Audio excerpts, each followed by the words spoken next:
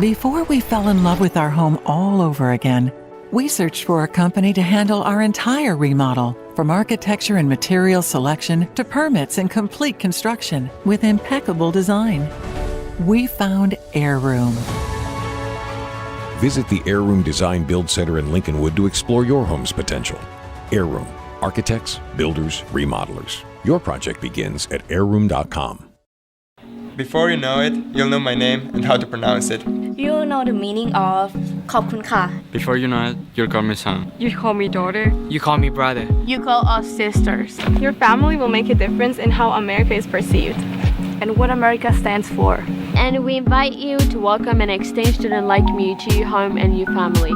For over 70 years, AFS USA has brought exchange students from around the world to study in the U.S. and live with an American family for a school year, semester, or 6 to 12 weeks. Before you know it, you'll be a proud AFS host family. Visit afsusa.org.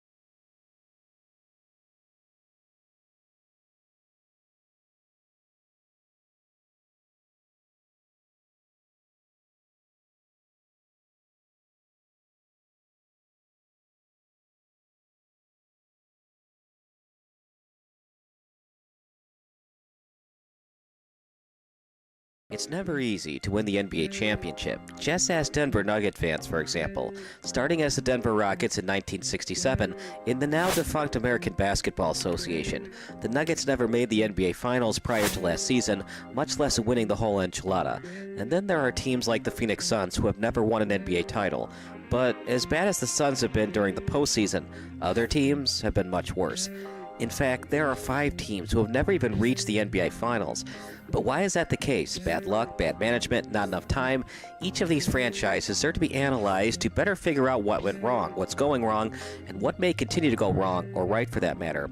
Let's dig a little deeper why these 5 teams have never made it to the NBA Finals. Number 1 on our list, the Los Angeles Clippers. Their best finish was during the 2020-21 season, 47-35 record, and they lost to the Suns 4 games to 2 in the Western Conference Finals.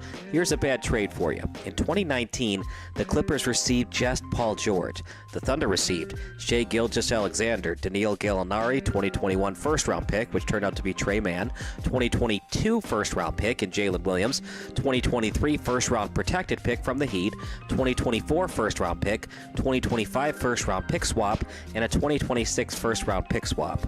Why was it bad? Well, a majority of GMs would have done it at the time, pairing Paul George with Kawhi Leonard after he just carried the Raptors to a championship, as was said in an episode of Fairly Odd Parents.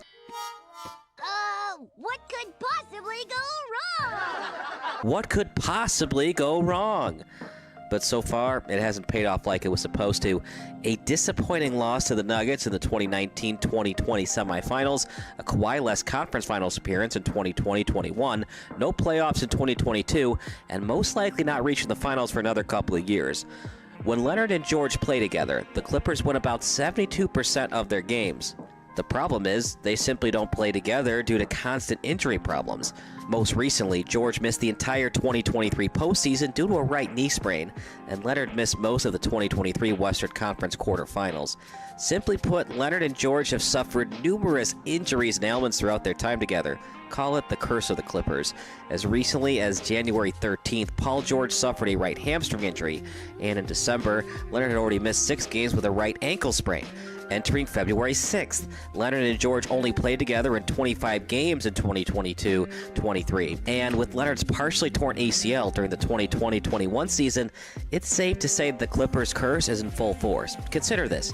As late as January 26, 2023, Leonard and George only played together in 4 straight games. That means that every 5th games, the Clippers have to play without one of their superstar forwards. It's usually Leonard who's not in the lineup. Entering February 8th, Leonard only started in 29 games and played in 31 overall. Not only have they not been healthy, but Shai Gilgeous-Alexander looks like he could be a legitimate superstar. His numbers last season were simply fantastic, enough for him to possibly win the MVP award. If the dominoes fall correctly and everyone is healthy come playoff time, then this trade could be salvageable. But if they can at least make the finals in 2024, it looks like Kawhi, PG, and the Clippers management may look at other options. Even with Kawhi and PG-13 in the lineup, the Clippers star forwards went 0 for 11 from the field and 0 points during Game 7 of the 2020 Western Conference semifinals. Here's 3 bad draft picks for you during the history of Clippers basketball. In 2010, the Clippers selected Al-Farouq Aminu 8th overall. Career stats, 7.5 points per game, 6 total rebounds per game, and 1.2 assists. Notable picks following Aminu: Gordon Hayward 9th and Paul George 10th. Of course, they ended up with Paul George anyway. In 1996, Lorenzen Wright 7th overall. Career stats, 8 points, 6.4 rebounds, 0.8 assists. Notable picks following Lorenzen Wright: Kobe Bryant 13th, Steve Nash 15th. 1987, Reggie Williams 4th overall. Career stats, 12.5 points, 4 rebounds, 2.5 assists.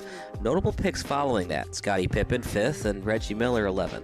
When you start with the Los Angeles Clippers, most of the NBA teams who have yet to make a finals appearance at least have the haven't been around long enough excuse. But not the Clippers. They were established as the Buffalo Braves in 1970, then relocating and rebranding as the San Diego Clippers in 1978, to ultimately landing in Los Angeles in 1984, where they have remained since. The Clippers are not only one of the biggest dumpster fire franchises in NBA history, but sports history in general. Here's a fun fact for you. They are the only franchise to relocate 3 times and have more losing seasons than winning in each of the 3 relocations. The Buffalo Braves had 5 losing seasons to 3 winning, San Diego Clippers with 5 losing to 1 winning, and the beloved Los Angeles Clippers with 23 losing to 13 winning. They made the conference finals once in 2021, the conference semifinals 8 times, 3 as the Buffalo Braves, where they didn't have to win a round 1 to get in, and 7 first-round exits. Every team they had up until 2010 is completely forgettable. Every team since then has been completely disappointing. Not that the Buffalo Braves and San Diego Clippers were always terrible.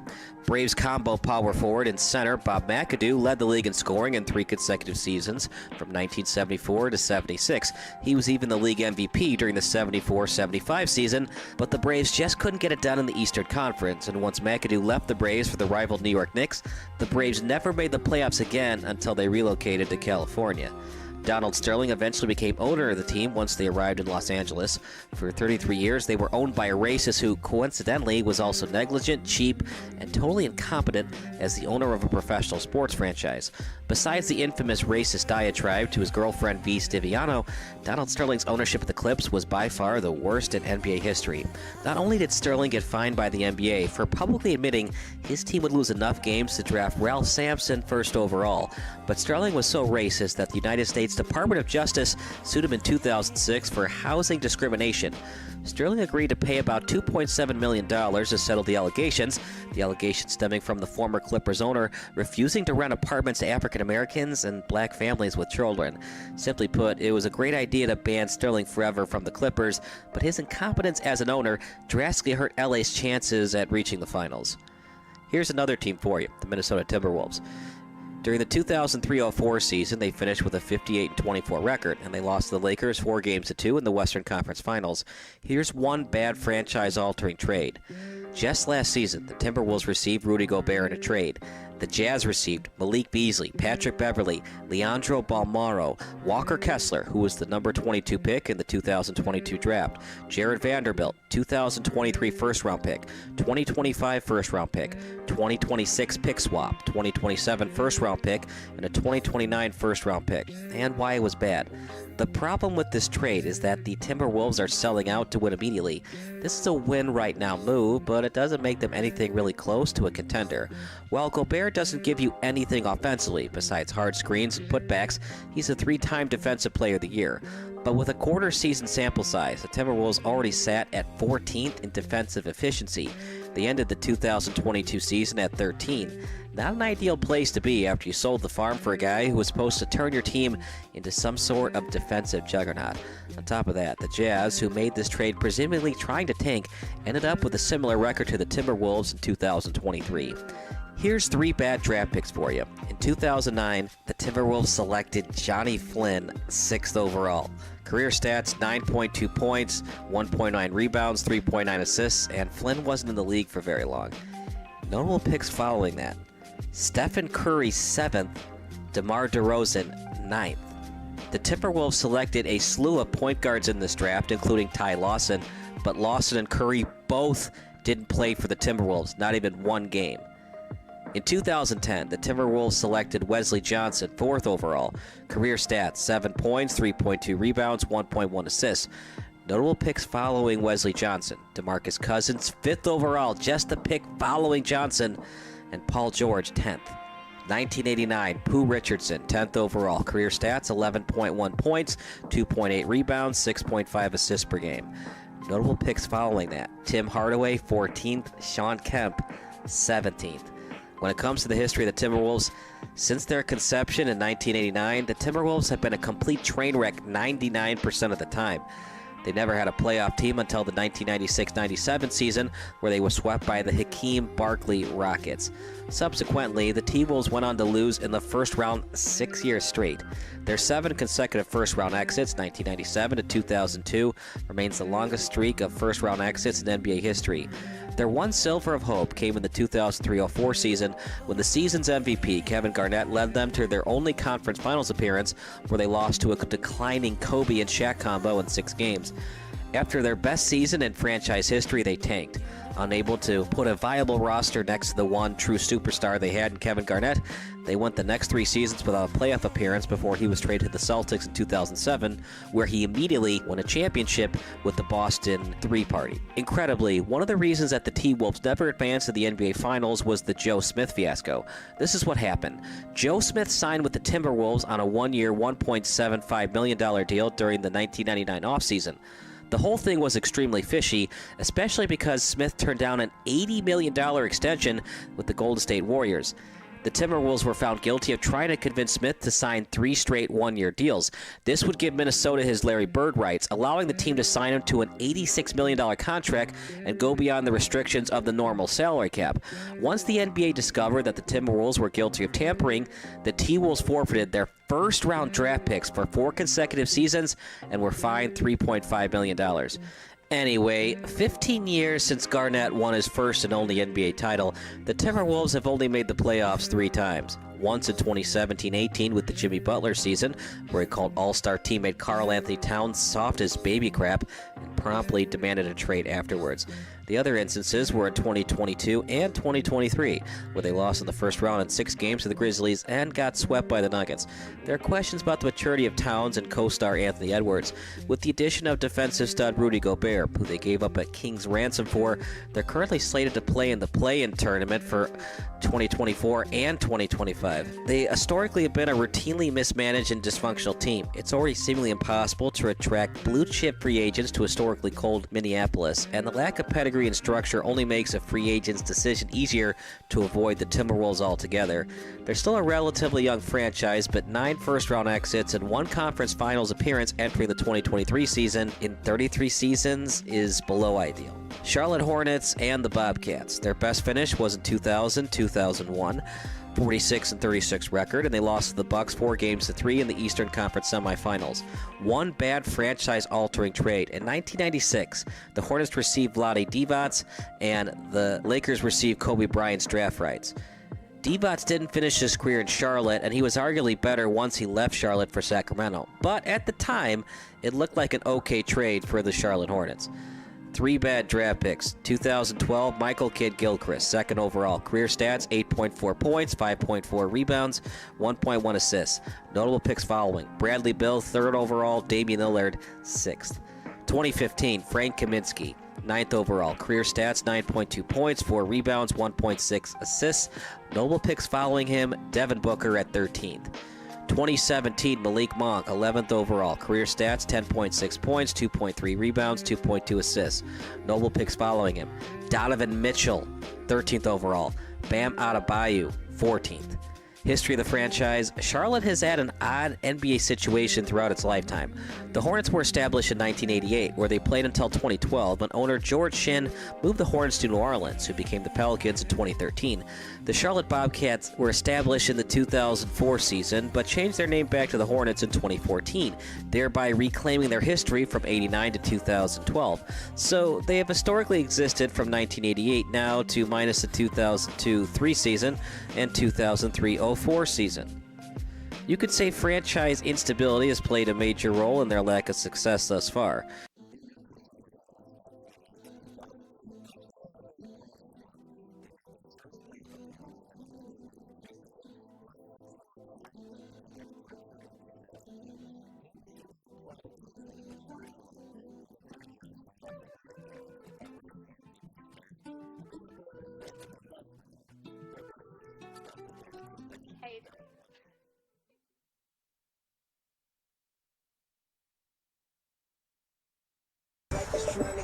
Whoops, hold on.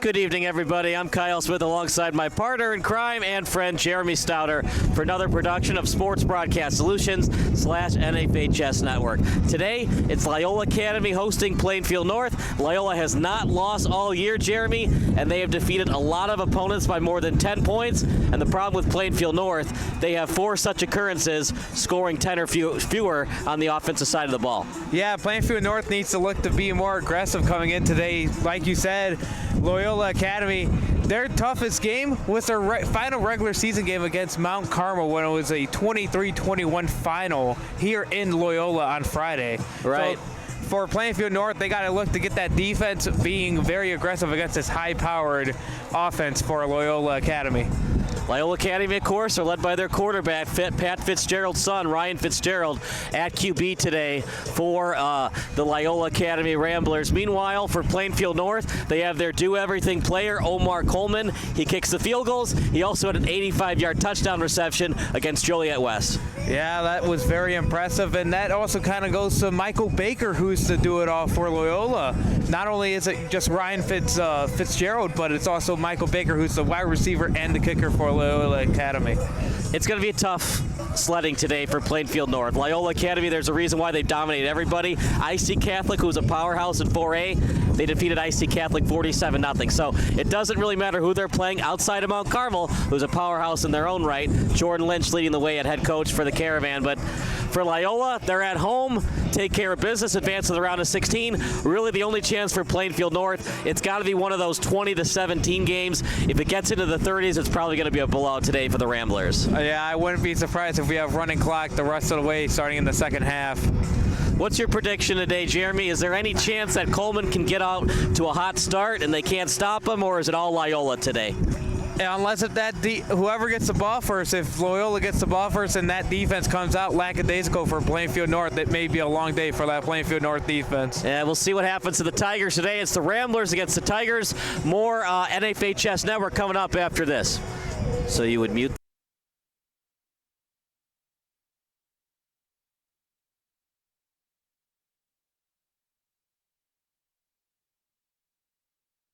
Before you know it, you'll know my name and how to pronounce it. You know the meaning of ขอบคุณค่ะ Before you know it, you'll call me son. You call me daughter. You call me brother. You call us sisters. Your family will make a difference in how America is perceived and what America stands for. And we invite you to welcome an exchange student like me to your home and your family. For over 70 years, AFS USA has brought exchange students from around the world to study in the U.S. and live with an American family for a school year, semester, or 6 to 12 weeks. Before you know it, you'll be a proud AFS host family. Visit afsusa.org.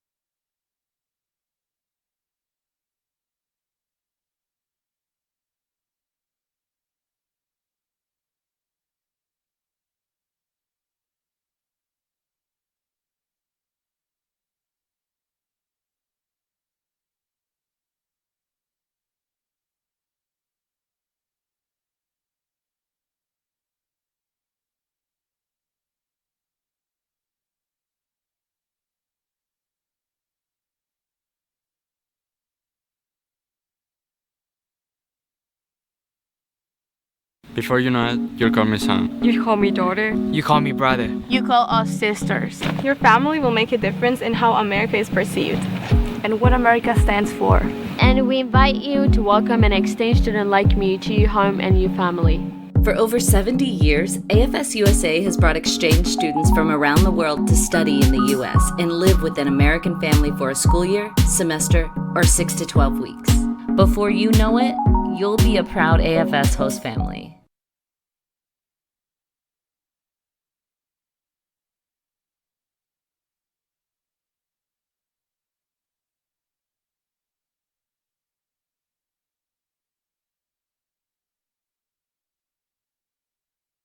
For over 60 years, Airroom has been creating award-winning kitchens carefully executed by our in-house team of designers and remodelers. With a renewed focus on spending quality time at home, Airroom has created its most affordable kitchen transformation program yet. Introducing the Revive Kitchen. Imagine custom-made cabinetry, quartz countertops with a waterfall-wrapped island, soft closed drawers featuring walnut interiors, even an invisible phone charging station in multiple colors, styles, and configurations designed to fit almost any home. Over 14 upgrades in all. Call the number on your screen to set up a free design consultation, which includes 3D color renderings of your project. This limited-time introductory offer can be yours for as little as $4.99 a month, with zero money down or zero interest, and installed in as little as 3 weeks. The Revive Kitchen, with all the luxury and experience Airroom is known for.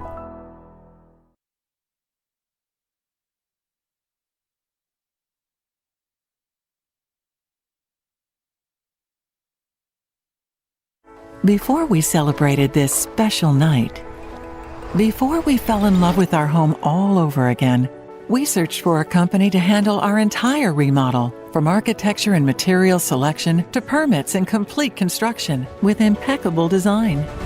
We found Airroom.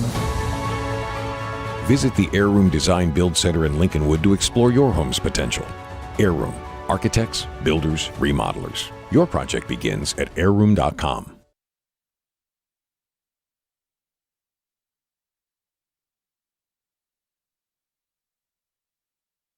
Before you know it, you'll call me son. You call me daughter. You call me brother. You call us sisters. Your family will make a difference in how America is perceived and what America stands for.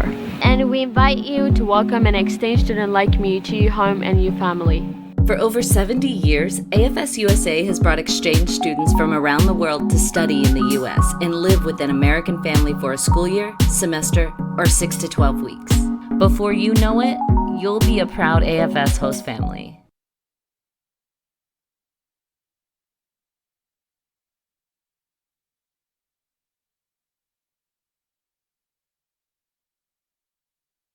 And the IHSA uphold the highest standards of sportsmanship. We thank you for supporting the players, coaches, officials, and all participants in a positive manner. Negative or derogatory actions directed at officials, student athletes, coaches, or other fans are grounds for removal from this facility. We thank you for continuing to provide a model of good sportsmanship for all our student athletes. Ladies and gentlemen, please rise. Remove your caps if possible. And join the Loyola Academy Band for the playing of our national anthem.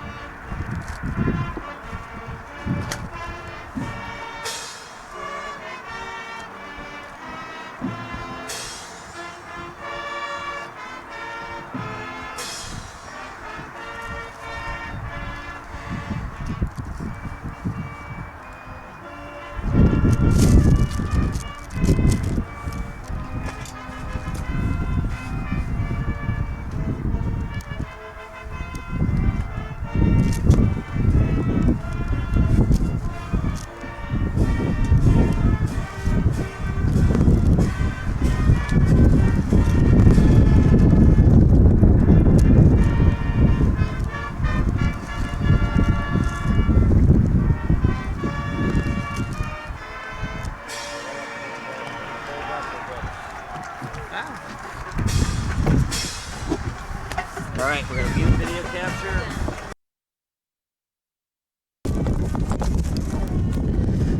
Good afternoon, everybody. Kyle Smith alongside Jeremy Stouter as the game's about to start between Plainfield North and Loyola Academy. Plainfield North, they snuck in. Loyola Academy, the complete opposite. They're one of the best teams in 8A, and they're undefeated still, partner. But you know what? It's a new season. Everybody's 0-0. You either go 1-0 and you advance to the next round, or you go 0-1 and your season's over. So forget about, for Plainfield North, if you're the Tigers, forget about Loyola being 9-0. You're just looking to be 1-0. PJ Fleck says it's best. We're not 9-0. We're looking to go 1-0 every week. Well, yeah, that's what your mindset has to be, just coming into a game. All right, hey, we're in the playoffs. Records don't matter at this point. We know we're going into a hostile environment like Loyola Academy, but it's time to show up. It's time to survive and advance if I'm Plainfield North. Survive and advance indeed. It's single elimination. You just got to take it one game at a time. Look, all we got to do is be better than Loyola on today. They could beat us 99 times out of 100, but if we're better than Loyola today, that's all that matters, because it's not double elimination. It's not best of 7. It's best of 1 today. Imagine the confidence boost for Plainfield North that they come in and just put it to Loyola Academy here today, giving them like a 30-0 route here. Don't count on it. I know it won't happen, because I mean, Loyola, yeah. As I saw right now, Ryan Fitzgerald has not thrown an interception all year. 12 touchdowns, 0 picks through the whole entire season. That's pretty darn good, isn't it? A 2-point win over Mount Carmel to finish off their year. Let's see how Loyola looks today. They will kick Coleman, among others, to receive for Plainfield North. That's the guy to look out for, Plainfield North, number 11, Omar Coleman. He had an 85-yarder against Joliet West earlier in the year. And here we go. It's returned by Coleman. He's past the 20. And he'll get inside the 40-yard line, close to the 45. And it'll be 1st and 10 for the Plainfield North Tigers. Yeah, that was a great kick return. He broke through multiple tackles on that return to get it to the 40-yard line. So now let's see what this Plainfield North's offense has in store for this Loyola Academy defense. That's been the main staple for this Loyola Academy. So it'll be 1st and 10 at the 41-yard line. Looks to be a It's going to be a handoff up the middle, still with it. And a good start to the game. It was run that time by the ball carrier, Ty Shomlefel. So a great confidence boost right there. Okay. 2nd and 4 at the 47-yard line. So it's 2nd and 4 at the 47. One in the backfield.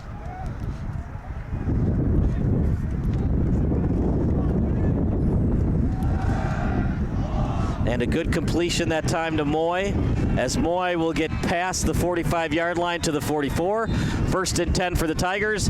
Good start right there for Plainfield North. Yeah, that's what Plainfield North needs to do. Come out and set the tone offensively. Right now you're marching after that good kick return by your best player all around.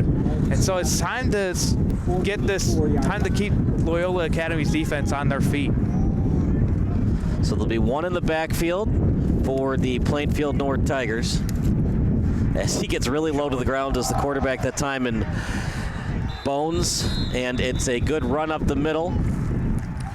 That's a great offensive call right there. They saw the pressure was going to come. They started bringing in the linebackers to bring on a blitz, and they handed it off for a good gain. So substitutions, 80 out, Jack Tata, number 5 in. 80 is Devon Drowen. As that's 2nd and 7 at the 41. One in the backfield, 4 wide receiver set. Bounds will take it. And it's a handoff up the middle that time to Tata. He comes into the game, and the Ramblers snuffed it out, as they've done most of the year on defense. They credit the tackle to Shane, so it'll be 3rd and long coming up for the Plainfield North Tigers. That's going to be kind of a confidence rattler. You ran the ball very well to start off. Now Loyola snuffs it out. Now let's see what Plainfield North has in store on a 3rd and 7 after a run that got no yardage. Well, if you're inside the 45, partner, if you get at least 5 yards, look, you got to put points on the board. You're not going to beat Loyola 10-7. I'd be shocked if that happened. You got to find a way, if you're Plainfield North, to put points on the board. You're going to have to be aggressive today. Shotgun formation, clean pocket for Bones. Great pass. He completes it that time. Over to the 30-yard line as it's completed to Amiel Clark. 1st and 10 for the Tigers. That's a great pass. Got to throw it over to the sideline. Great pass, great catch as well to hold on to it with that Loyola defender draping all over him. So it's 1st and 10 at the 31. As we'll have Tata in the backfield, Bones at quarterback, 4 wide receiver set. It's going to be a 4-man rush on the handoff. Handoff that time to Tata as he bounces off the right tackle. And he gets a very nice chunk of yardage that time on the Ramblers. Yeah, and a run that looked like it may have lost a yard at least, but he bounced it outside, pushed off his offensive lineman, got outside, and got a good yardage on that pickup. Ball is spotted at the 22-yard line. So they're going to say 2nd and 2 inside the 25.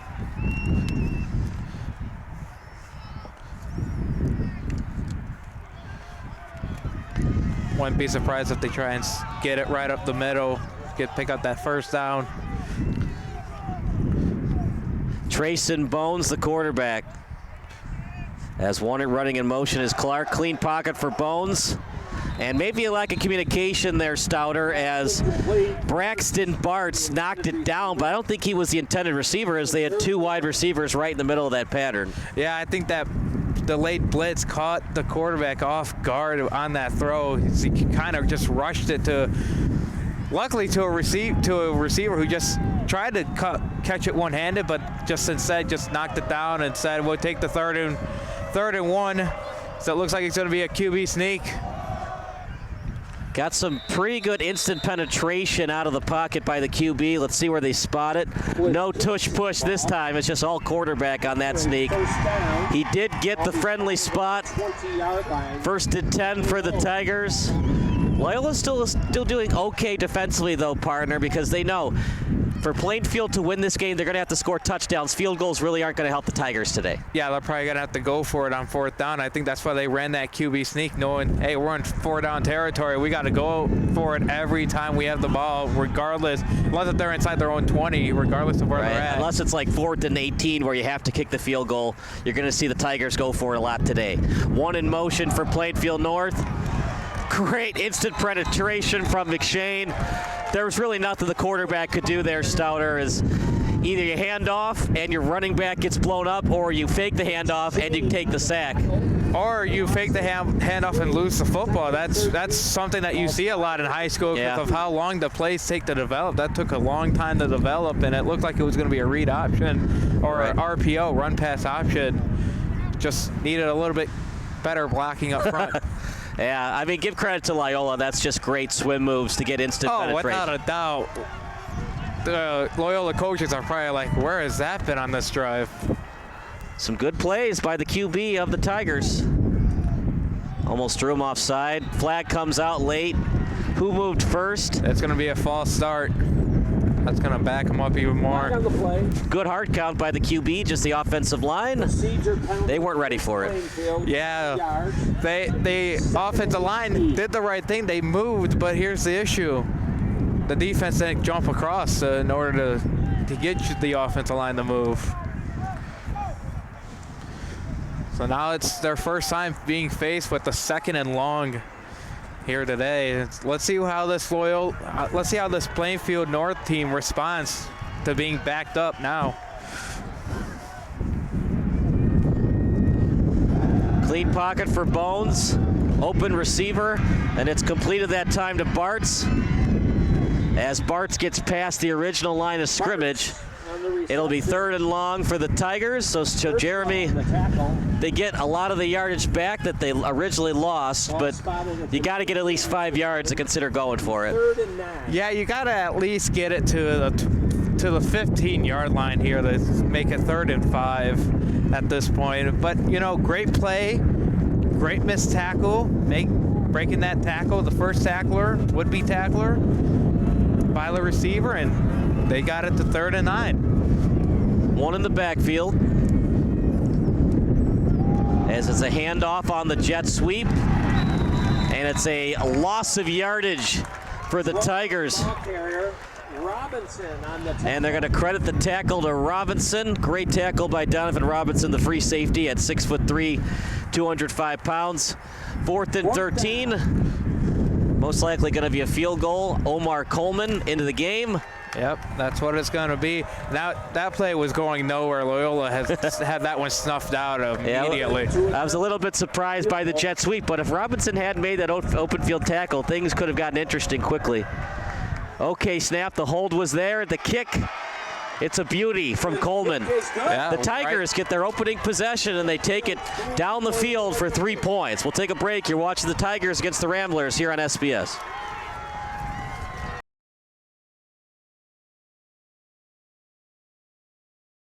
Before we celebrated this special night, before we fell in love with our home all over again, we searched for a company to handle our entire remodel, from architecture and material selection to permits and complete construction with impeccable design. We found Heirroom. Visit the Heirroom Design Build Center in Lincolnwood to explore your home's potential. Heirroom, architects, builders, remodelers. Your project begins at heirroom.com.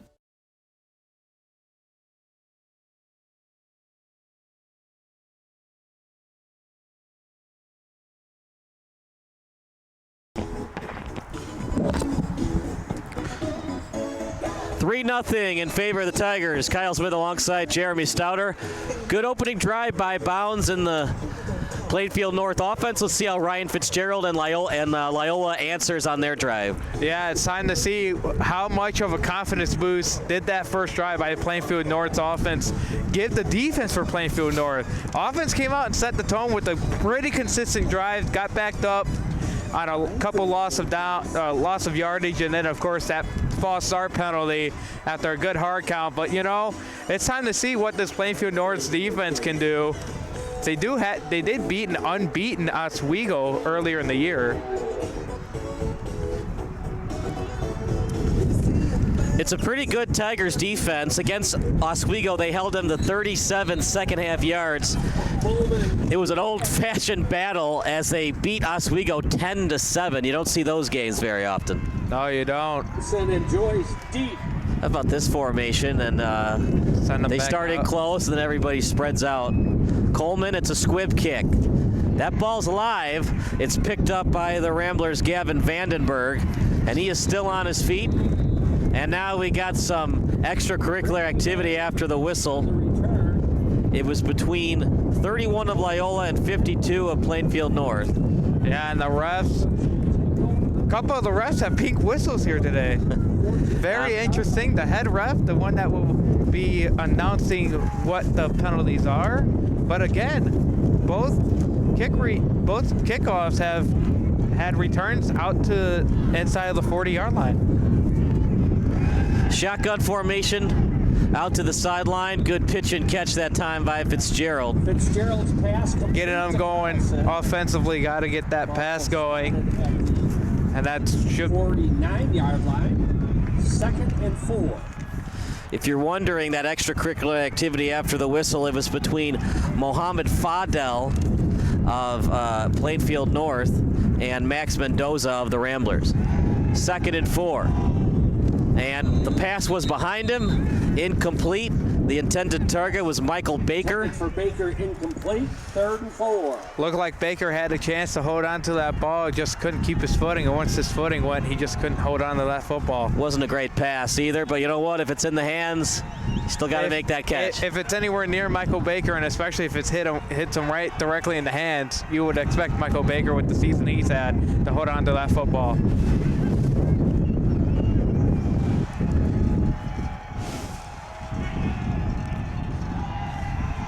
Taking it up the middle is Fitzgerald. He'll get the first down. Good job by Fitzgerald. dual threat quarterbacks are hard to defend because one minute you see them just passing it, and then all of a sudden you see them take off and your defense is in pass coverage. That was a good job by Plainfield North to only allow them to pick up 5 yards. They were ready for that QB draw. 4 wide receiver set, 1 in the backfield. Excellent job by Fitzgerald reading the coverage. It's a clean snap, handoff off the right side, as it'll be a 1st and 10 and more for the Ramblers. Michael Sheehan with the great run. Yeah, they were expecting Plainfield North was expecting Pat Fitzgerald to hold on to that football as it was a read option. Fitzgerald handed it off and got a nice gain out of it. 4 wide receiver set. Over to the left, another pitch and catch delivered to Will Carlson. Gerald's pass complete. Again, easy throws. He has all day to stand in that pocket and deliver those easy throws. They've got some big boys on that offensive line, do the Ramblers. They're led by Theo Colinalis, 285. He plays both guard and center for the Ramblers. 2 in the backfield, 1 is the tight end. Little pistol formation. Handoff, that time not going anywhere. Kind of surprised by that, partner. Those quick out routes are really working for Loyola. I thought they might try that again there. Yeah, you would think that because it's been 2 of those quick out routes that have connected for good gains, and then they're just trying to keep that Plainfield North's defense on their toes. Right. Get them off balance, mix in that run and the pass. That's how an effective offense works. That's the one thing Plainfield North is good at, though, is those runs right up the middle on defense. Tackled from behind. Let's see where they spot it. It was an excellent tackle by Trayson Bounds. Brought down by Bones. It's enough for a Rambler. 1st down. Friendly spot, partner. I thought they were a half-yard short. Yeah, it looked like his knees were down, but of course there's no major television crew, so they can't go to replay to look at it. Right. But look at Bones, though. He came from the other side of the field to make the tackle. Fitzgerald on the quarterback keeper. He's still on his feet. He'll get inside the 10. Took a shot, too. He's a big boy, though. He can take it. He's 6'3", 190 pounds. Yeah, I'm sure his father, Pat Fitzgerald, isn't too nervous about it either. He knows him. Pat, of course, played linebacker for the Wildcats, so I guess he toughened up his boy. Look, you got to take the hits because I used to deliver them. That was not a good throw whatsoever by Ryan Fitzgerald, and he knew it. He immediately started clapping his hands, saying, "You got to do better on that type of throws." But again, in high school and college, those types of throws where you're trying to throw it all the way across the field, those are tough throws to make, especially for a junior quarterback like Ryan Fitzgerald. So Francis Corrigan will enter the game for the Ramblers. 3 wide receiver set. Corrigan goes to tight end. Clean pocket for Fitzgerald. He scans the field. Wide open man. Touchdown, Carlson. That did not take long. The first drive of the game for the Ramblers, and it's 6-3 in favor of Loyola. Yeah, and that should be a confidence boost. A nice long drive by the Ramblers, giving their defense some time to rest, go over some things defensively. And for Plainfield North, that is a major confidence shaker. You go down, you kick a field goal on the first possession of the game, and then your team lets up the first touchdown of the game immediately after. That's a big confidence shaker right there for Plainfield North. So attempting the extra point will be Michael Baker.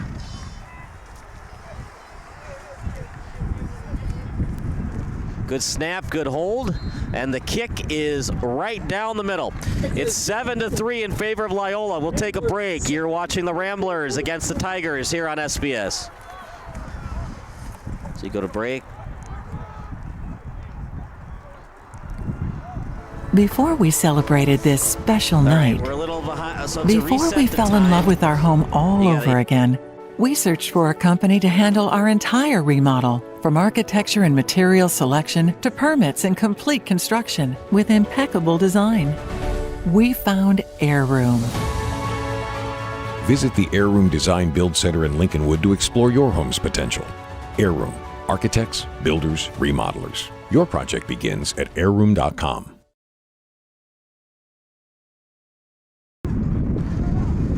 Kickoff coming up. It'll be Baker. Deep for the Tigers is Omar Coleman. It's a new coaching staff for the Ramblers this year, partner. Holchek retired after winning the state title. Yeah, rightfully so. He was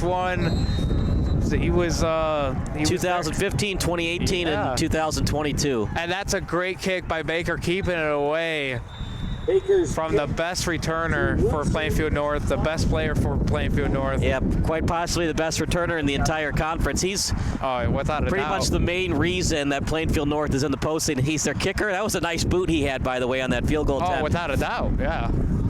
And he can also run. He had that 85-yarder against Joliet West. Yeah, back to the touchdown pass by Ryan Fitzgerald. He had all day to throw it. He moved up in the pocket too.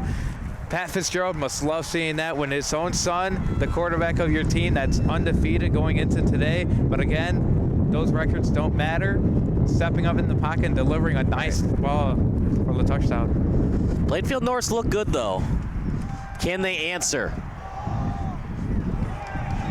Was the contact before the catch or in the process of it? It looked like both players were going towards the ball, so I don't think there's any defensive pass interference there. Yeah, if there was a TV monitor in front of us, we would be getting all different types of replays for that. It was hard to see. I know Plainfield North, their whole entire bench and their crowd was asking for a flag. Loyola Rambler may have gotten there a little bit early, but you know, it's an incomplete pass. No flag was thrown. So one in the backfield, 3 wide receiver set. Could have gone either way, but I don't think there was pass interference there. Showing blitz. Yep, Rambler showing blitz here. And flag on the play, false start. Flag on the play. Can't have it, partner. If you're going to beat Loyola, you cannot be in 1st and 15 all day long. Well, you can't be backed up at your own 20-yard line on a 2nd and 15. Yeah, 1st and 15. Well, no, he hasn't updated yet. It was the first play, yeah. So you're right. You were right. You were right. 2nd 15. Come on, Jumbotron guy. You're blowing it. Come on, man. You had one job. Plainfield North. He must have fallen asleep.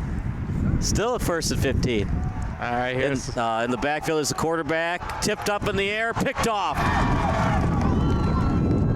Makes a man miss. He has room at the 30. At the 20, at the 10. They're gonna Great job by the Ramblers to deflect that, partner, and a pick the other way. 1st and goal coming up for Loyola. Tip drill, that's what matters here in the high school level. You see it more often here in the high school level than you see in the college and the pros. But it was the tip drill and the interceptor 22. Not only did the linebacker tipped it, then he tipped it to himself as well, and they're going to mark him at the 13-yard line. JT Kurtzweiler is credited with the pick, but that all started with the blitz look. It frustrated the quarterback. It confused him. Tipped up in the air, the old tip drill, and Loyola got it done. And now Plainfield North, they're hurting right now. You got to find a way to hold them to 3 points. Yeah, that defense had no time to rest whatsoever. And you're gonna see that here with the handoff immediately. Right off the right side, and he's still on his feet. Breaks off the tackle by Drew McPherson. You know, I'm kind of surprised with that play call. Normally after a turnover like that, you immediately go for the end zone shot after a turnover, like a pick, where you return it inside of the red zone. But I guess Loyola just wants to chew up some more clock and pound that run game in. 2nd and 4, 1 in the backfield. 3 wide receiver look for the Ramblers. McPherson in the backfield alongside Fitzgerald as they now run the tight end in motion, do the Ramblers. The tight end in motion that time as it's over to Carlson, and he was close to getting in. He was past the first down marker. 1st and goal coming up for Loyola. Brendan Loftus went in motion. It might have confused Plainfield North a little bit, and Carlson was wide open on the play. Yeah, the defensive end for Plainfield North jumped up, reading that it was going to be a pass, just couldn't get his big paws on that football to knock it down or pick it off. So now let's see. I wouldn't be surprised if the Ramblers hand it off here. Two wide receivers in the backfield, two players in the backfield. And it's going to be blown dead immediately. False start against Loyola. A break for Plainfield North. That's kind of a late flag. The whistle blew before the flag came out. Normally it's the other way. The flag comes out with the whistle blowing. Well, you want to make sure that the play doesn't happen because the false start's the automatic dead ball. Yeah, that is true. I guess make sure that everybody on the field can hear that you're blowing your whistle with that pink whistle over there on the sideline. Because sometimes in a game of football, if you don't blow it dead immediately on the false start, like let's say the handoff was successful for Loyola, they scored the touchdown, they think they scored and they didn't score, kind of a morale detractor. Yeah. Handoff to McPherson. What a nice hesitation move.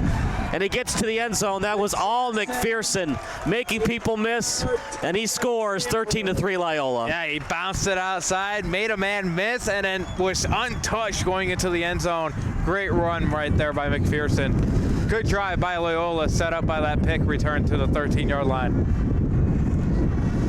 13-3 in favor of Loyola. As we expected, there's just not a lot of dynamic players for Plainfield North that can match up well with the Ramblers. I mean, unless if you put number 11 in defensively and have him just play the whole entire field. I mean, that's what Colorado does with Travis Hunter. And look at him. He may be a future Heisman candidate. Yeah, too many losses for Colorado for Hunter to be eligible. Kick is good by Baker. It's 14-3 Ramblers here on SBS. Baker's kick is good. No, mute. No, mute. 14. Before you know it, you'll call me son. You call me daughter. You call me brother. You call us sisters. Your family will make a difference in how America is perceived and what America stands for. And we invite you to welcome an exchange student like me to your home and your family. For over 70 years, AFS USA has brought exchange students from around the world to study in the U.S. and live with an American family for a school year, semester, or 6 to 12 weeks. Before you know it, you'll be a proud AFS host family. 14-3 in favor of the Ramblers. They have a passing touchdown and a rushing touchdown today.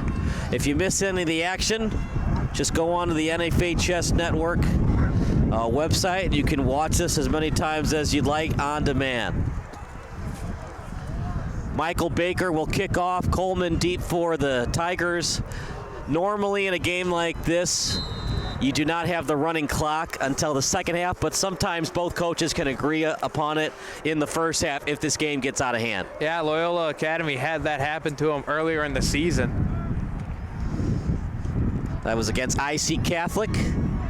Coleman, he's still on his feet, by the way. He just refuses to go down. Miller on the tackle. The problem is you need 11 of Omar Coleman's on the field to defeat Loyola. But the fact that he caught that on the run too, that's where it, being a kick returner, punt returner, special teams guy, where you're trying to receive the kickoff or a punt on the run, that's where most of the fumbles and runs happen. But hey, the ability of his to hold on to that football and get a good amount of yards on that kick return too. So this Loyola team led by new head coach Bo Dreschow, looking good in the opening round of the 8A playoffs. Clean pocket, he's going to step into it now and tackled from behind that time by Ethan Hogg. Gain about 2 on that play. Pickup of 2, second and 8 ball spotted. They started off well, partner, and then after that, some false starts and a bad throw by their QB. Now they're in slightly a bad spot, down by 11. Yeah, but, you know, I kind of like the play calling here. You know, your quarterback threw a pick that had the tip drill be in action, and yet you come out in pass formation. It looks like they're going to be in pass formation. They do have that running back there, so it may be a run as well. They're going to have to find a way to get the ball downfield consistently today if they want to win. Handoff up the middle. That got a yard from the mark that they're marking. Jack Toda did not get much on that play, and some more substitutions coming in as they get more fresh legs onto the field. It'll be Kenny Langston as well as Colin Sheed. This defensive line, they've got size as well. Connor Sullivan, this is a big boy partner, 6'4", 245-pound D tackle. Yeah, he's a big boy. He breaks through that offensive line with ease on these previous few plays. 3rd and 8. Here comes the pressure, and here comes the sack. McShane.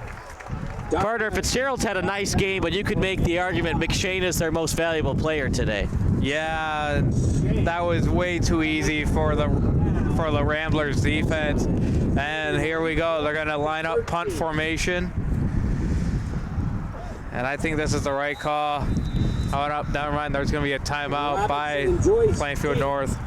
Plainfield North is going to talk about it. You can understand why, because if you punt to Loyola, your defense has not shown that they can stop it. It's in essence a 21-3 lead if you punt to Loyola here. But then you have to look at it as, all right, if we don't punt it and we get stopped or we have an incomplete pass, now we're giving them better field position than if we punt the football.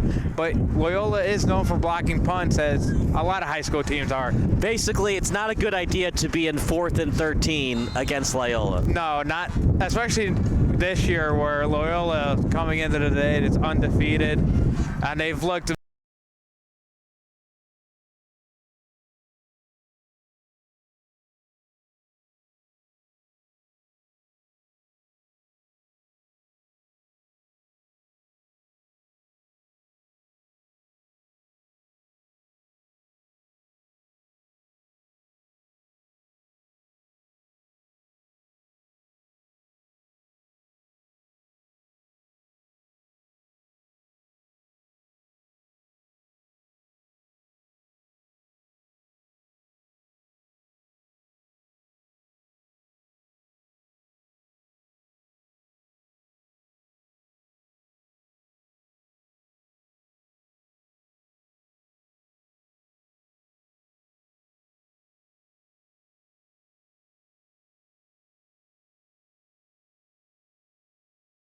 You didn't unmute us, did you?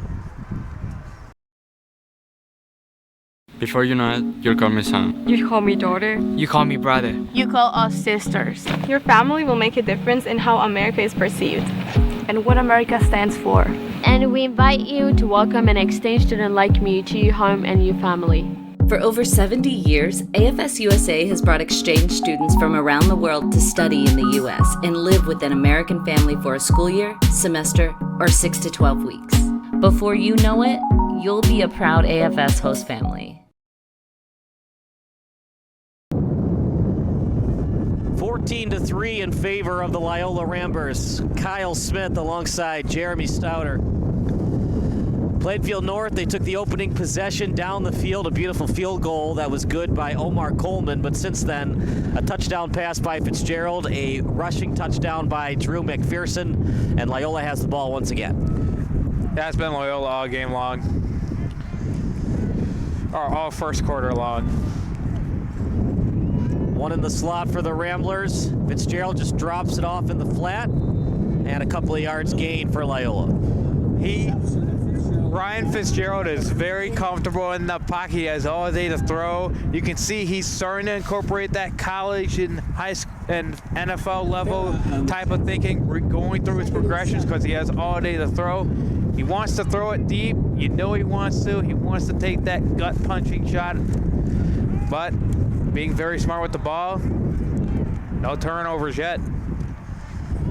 Handoff that time by Fitzgerald. It's to Miller. As Miller gets another couple of yards. 3rd and manageable coming up for the Ramblers. Plainfield North says they have it, but he was down before Plainfield got it. Yeah, the whistle was immediately blowing too. Once that pile converged on Miller, and then you said it, Plainfield North said that they had the football, whistle was already blowing, play was dead. At the 44-yard line. That would have been the Ramblers' first turnover of the game. One in the backfield. Right behind the left guard is the fullback. And it's a handoff. Miller with it.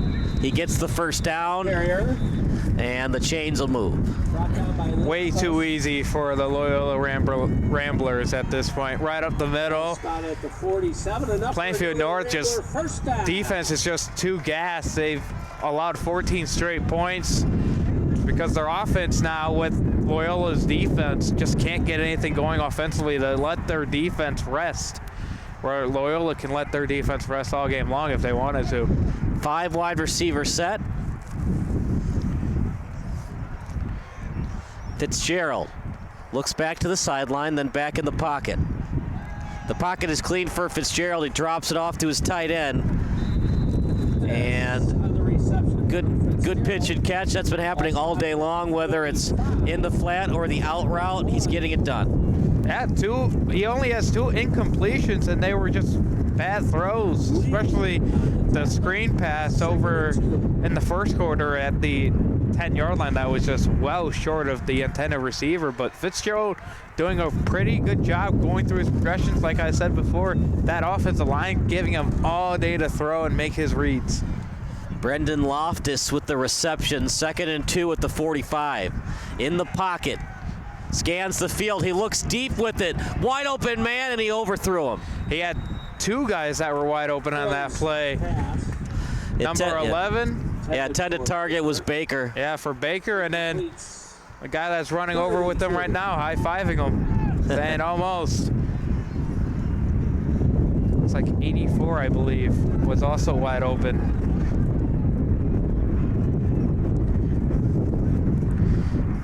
$14 was the other receiver that I saw wide open. Yep, that was the first time we see Fitzgerald drop back and take a shot like that. He had him open, he just overthrew him. He had some help over the top, did Plainfield North with the safety coverage. Another tight end in motion. Takes the handoff. Look at that spin move and a beauty. 1st and down and more for the Ramblers. Nicholas Argon Daddy. And who's your daddy on that play? I mean, he showed a couple of Plainfield North guys that apparently he's their daddy, apparently. That, again, we see Fitzgerald drop back, out route, open man, made a great spin move immediately after catching the football. Came up, shaking his head a little bit. He got walloped right in the head before going out of bounds, and here we go. 1st down and 10 for Loyola. 4 wide receiver set. Argandade with a beautiful move. Screen pass over to the right. And even when it's a screen pass, partner, they get a couple of yards. That's still a positive gain instead of it going backwards. And you can kind of see Plainfield North kind of had it snuffed out a little bit. But you know a team really does when immediately as soon as the throw is happening, it's either picked off, batted down, or the receiver has nowhere to go. Miller right next to Fitzgerald. They're going to split the wide receivers. Handoff up the middle to Miller. Miller close to the 25. McPherson and Miller creating havoc against this Plainfield North defense. Bounds credit with the tackle, but once again the chains are moving again. And they're going no tempo right now. They're hurrying it up. They know this defense is tired. Handoff off the right side. Miller, spinorama, and he tries to move his hands close to the 20. 4 spotted at the 21. They will spot at the 21. 2nd and 5 at the 21. Again, they're not going to huddle. They have everybody almost up to the line. And again, they know how tired this Plainfield North's defense is because of how that offense hasn't been able to move the ball since that first drive of the game. Miller in the backfield. They're going to split the wide receivers. And now they run Loftus in motion. Handoff. And that was close to a fumble, partner, from Miller. Yeah, Miller almost fumbled it. Good tackle by number 20 for Plainfield North. Reed came from across the field to make that tackle. Miller was not expecting to hit whatsoever. Daniel Lee credit with the tackle. You know, we haven't seen McPherson since that second touchdown for the Ramblers. They haven't really needed him, though. Miller's been good as well, and now they line him up at wide receiver. Fitzgerald running some clock here. They're most likely going to go for it unless they're sacked. Yeah, they're in pretty much go for it territory, 4 down territory. Here comes the pressure. Fitzgerald has to get rid of it, and he does. He was definitely outside the tackle box. Once you're outside the tackle box, partner, it doesn't matter if the wide receiver is within 5 yards. Yeah, you just got to make sure it gets back to the line of scrimmage. And he was near that line of scrimmage when he released the football. And here comes the field goal unit. I'm surprised, partner. They moved the ball so well. I would have go for it. The field goal does help. You're up 14 instead of 11, but you're still only up 2 scores. Yeah, I'm pretty sure Ryan Fitzgerald is trying to plead with his coach. Nah, call a timeout, send us back out here. Let's just go for the kill now. Baker's got the boot. It is a 37-yard attempt. The field goes up, and it's wide right. Oh, he made it? It sure didn't look like he made it from here. It is hard up here to tell if the kickers make the field goal or not. It sure looked like he missed it. It looked like it from over here. I know in practice I was watching him warming up before we got on the air, and it looked like he was missing him kicking him over here as well, but refs say he made it. It's now 17-3. So we'll take a quick break. You're watching the Ramblers against the Tigers here on SBS. Before you know it, you'll call me son. You call me daughter. You call me brother. You call us sisters. Your family will make a difference in how America is perceived and what America stands for. And we invite you to welcome an exchange student like me to your home and your family. For over 70 years, AFS USA has brought exchange students from around the world to study in the U.S. and live with an American family for a school. Back to the action at beautiful Loyola Academy Stadium. Kyle Smith alongside Jeremy Stouter. We do apologize for that, folks. It sure looked like he missed it, but it was indeed good by Baker. And it is 17-3. Michael Baker on the kick.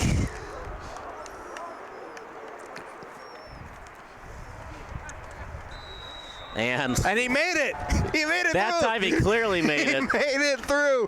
Give the man 3 points. Out of the end zone. When the pressure's off, it's a lot easier, right? Seems like the wind is going left to right from where we're standing. The wind is blowing left to right. That's why he was able to boot it through the end zone and through the uprights. So it'll be 1st and 10 at the 20. As Plainfield North still down by 2 scores. Michael Baker, he just barely made it. I mean, that's as close as possible to making a field goal without missing. Oh, yeah.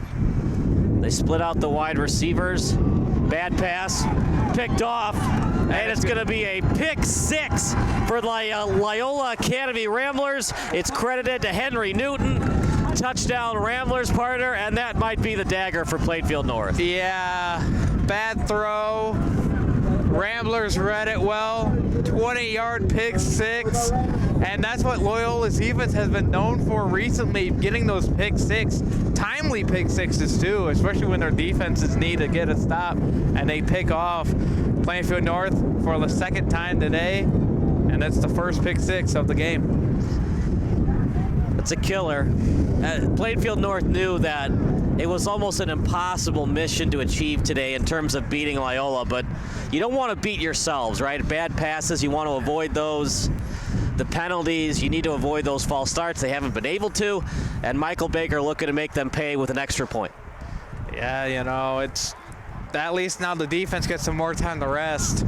Vandenberg on the hold, and the kick is good that time by Baker. We'll take another break. It's 24-3 Ramblers here on SBS. Ramblers 24.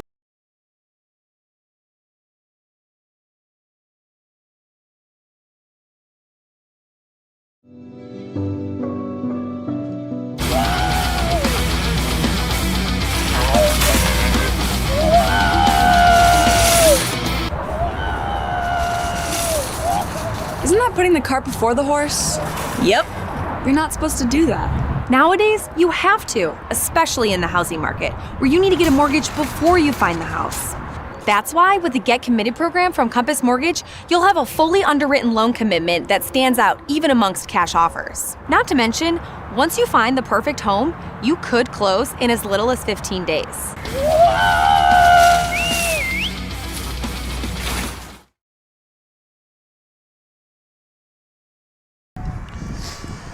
24-3 in favor of the Ramblers. Kyle Smith alongside Jeremy Stouter, pick 6.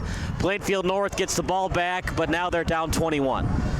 Yeah, their offense needs to go back to the drawing board, I think, here coming out, especially coming out of halftime when we get to halftime.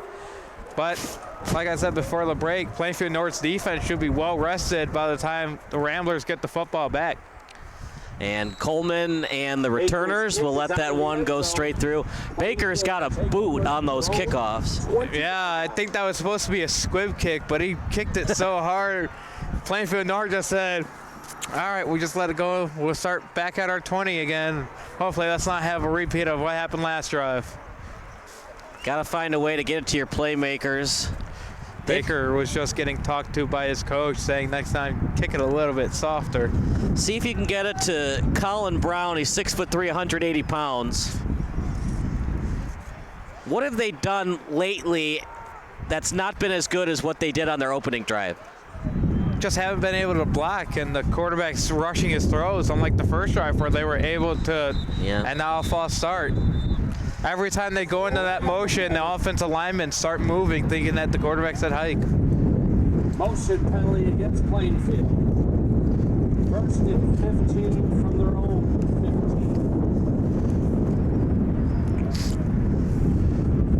15. They're looking to defend their 8A state title, but there are some good teams that can match up well with them in the playoffs. We saw one of them last night, the Barrington Broncos, who are 10-0 going into their round 2 game against Naperville Central.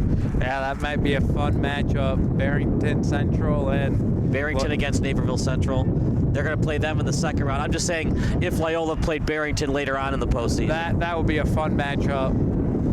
1st and 15 at their own 15. Just barely got the handoff off and didn't get much. On that run, the tackle is credited that time to Quinn Herbert. 2nd and long, partner. And Loyola has all 3 timeouts. Loyola has all 3 timeouts. Not Naperville. Plainfield North has 2 of their 3 timeouts remaining, and so it's going to come down to at this point they're just letting the clock run. I mean, at this point, you just want to get a nice drive, even if it doesn't end up in points. You just want to get a nice drive going to at least get some motivation going to start the second half. One in the backfield, handoff off the right side. Loyola, they're good on both sides of the ball, and they're showing it right now defensively for the Ramblers, and the tackle is credited that time to Colin Sheed. Yeah, that running on the tackle. That run play went nowhere 3rd and quick. 13. Thought he got a yard, just got pushed back. Ended up getting tackled at the 15. Forward momentum got him down at the 17-yard line. I mean, this game is getting out of hand quickly. We might see Freedom Ali, the backup quarterback for the Ramblers, play the entire second half. Would not be surprised at all whatsoever coming into this game. North, got to find a way to put touchdowns on that board. They've struggled most of the season. Completed. It's been rare, but they do complete that one to Bartz. On the reception. They had a couple of completions in a row on that first drive, and Loyola's definitely made the adjustments on defense since.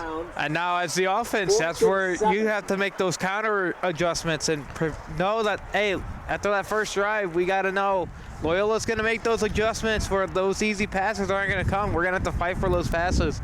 I still like, though, that Plainfield North is trying to get that run game going, trying to keep Loyola guessing a little bit. Just hasn't been working out. Coleman on the kick. He shanked it. That's And it was such a bad kick that the guy for Loyola could not fair catch it in Owen Joyce. Hey, Loyola coaches will be very happy about that. He was fair catching it immediately. And here's the thing, Plainfield North is going against the wind, going into the wind, so that punt had no chance whatsoever to get anywhere. 1st and 10 at the 35. I mean, this game already seems out of hand. Another touchdown would definitely do it. They're going with the 3-man rush here, Plainfield North is. And they're going to run off the right side. A lot of different running backs that Loyola has chosen to use today, as that time they handed off to Gavin McHugh. It's just a gauntlet right now. It's just so much depth chart that Loyola has. Everybody on this team contributes. Yeah, and that's a great thing. You know, it also contributes all the way down to the players that don't even get to play until like 2 minutes left in the game if it's a blowout. And you can see them still motivating the team if something bad happens against them. They're just Loyola's just a complete team you want to see. Handoff to McHugh. See if he got to the original line of scrimmage. The ball carrier, Wilson on the tackle. Gain of 1 on the play. 3rd and They do 4. give him a friendly yard gain on the play. 3rd and 4. Has taken a seat for Loyola will be one of their wide receivers in Francis Corrigan. 3rd and 4 at the Plainfield North 29-yard line. They're going to split the wide receivers. Fitzgerald, a little bit of a hard count, and the Tigers were not fooled. Yeah, you know when Fitzgerald's doing a hard count, he claps his hands about 5 times. Another quarterback sneak, and this time the Tigers read it all the way. 4th and short. It would be a long field goal if you want to put it on the foot of Baker, so I think they're going to go for it. Yeah, I think with that running play, that means that they are comfortable going for it here. 4th down and 1. The field goal team's not even coming out. You don't see Baker out there. They substitute McHugh, Finn Miller back into the game. Yeah, it may be that quarterback sneak right up the middle, that tush push as they call it nowadays. Yeah, well, he's not under center. When the Eagles do it, they've got one under center. Yeah, all right, then it might just be a handoff to Miller. They do indeed hand it off to Miller. He did not get it initially. Second effort, it's close. Second effort, they have him half a yard short, it looks like. He is close. I think he did get it by a half yard. You got to bring the chains out. Wow, what a break for Plainfield North. It sure looked like he got it. That's a good defensive stop. That just showed how rested up that Plainfield North defense was. Pick 6. You had that long drive by the Ramblers to start off the second quarter. Then you had that pick 6, so now the defense is just sitting there that whole entire time getting rested up, and they come out, get a huge 4th down stop, hopefully turning the momentum toward their favor. I still think that was the right decision by Loyola. That would have been a long kick. It would have been a 46-yarder. Oh, yeah, without a doubt. 4th and normally if the quarterback sneaks it on 4th down, on 3rd down like that, they're setting up going for it on 4th down. 1st and 10 at their own 25. The other problem is Loyola has dominated the field position battle today. Play action, and Coleman with a nice catch. He had to turn around. He wasn't expecting the ball to go behind him. He turned around and caught it. What a catch by... He's a one-man wrecking crew right now for the Tigers. I'm surprised they haven't been giving him the ball. I'm surprised he was that wide open. Yeah, I would like to see them do some screens, some bubble screens.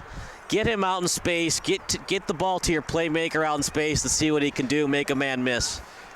Yeah, he's the best. He's the best player on your team, and yet that's his first reception of the game.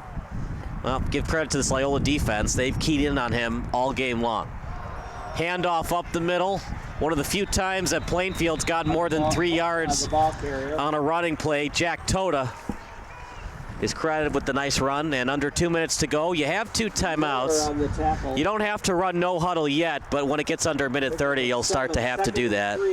And they're going back to what worked for them on that first drive. The deep ball wasn't there in that first drive, but hey, like that shot, like the catch. Now they went back to the run game, getting that run game going. Wouldn't be surprised if they try and start mixing that pass on this play. Here comes the pressure. Tip drill, another pick. That's just a beautiful pick. That time for the Ramblers, Charlie Daly. No time for Bones to throw. Good tip drill. Robinson started it. Daly finished it. This is why they're 9-0, partner. Yeah, 41 came on that blitz. Quarterback for Plainfield North had no time to read it, saw it, quickly got rid of it, got crushed as he threw it too. And number 1 for Loyola knocked it up too. And then, like you said, tip drill once again for Loyola. Diving pick too. What a grab by the linebacker. Remember, clock stops on a first down, so you can take your time. You got all 3 timeouts. Baker has a boot. The field goal is still necessary because it would give you a 4-possession lead. I mean, right now you're considering this Baker's field goal range with the wind blowing left to right, giving him the extra oomph to get it if nothing happens. Clean pocket for Fitzgerald. Wide open man, Carlson with the catch, and Jeremy, it's just hard to win football games when Fitzgerald has over 4 seconds in the pocket to throw. Yeah, and he even stepped up, and he could have taken off too. He had all that room to take off and run. Plainfield North only had a 4-man rush going, and they had everyone else back in coverage, and they still had a man wide open. 3-man rush this time. Little drop off that time to Baker. More positive yards for Loyola, and they are refusing to call timeout. They're running no huddle. And not surprising, Jeremy, you want to score and you want to leave no time on the clock for Plainfield North to answer. Oh yeah, this is a good 2-minute drill right now. Wide open down the middle, completed. What a catch by Baker. Baker with the catch, Fitzgerald with the throw, 30-3. An impressive first half, both offensively and defensively for the Ramblers. Oh yeah, without a doubt.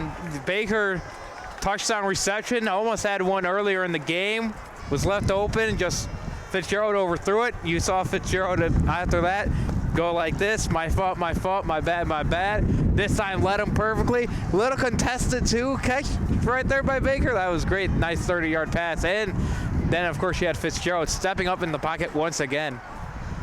30-3, it's all Ramblers today. It'll be Vandenberg on the hold as he's done all day long. Not a great snap, but a great hold, and Baker with a beautiful kick. 31-3, we'll take another break. It's Ramblers and the Tigers here on SBS. Mute.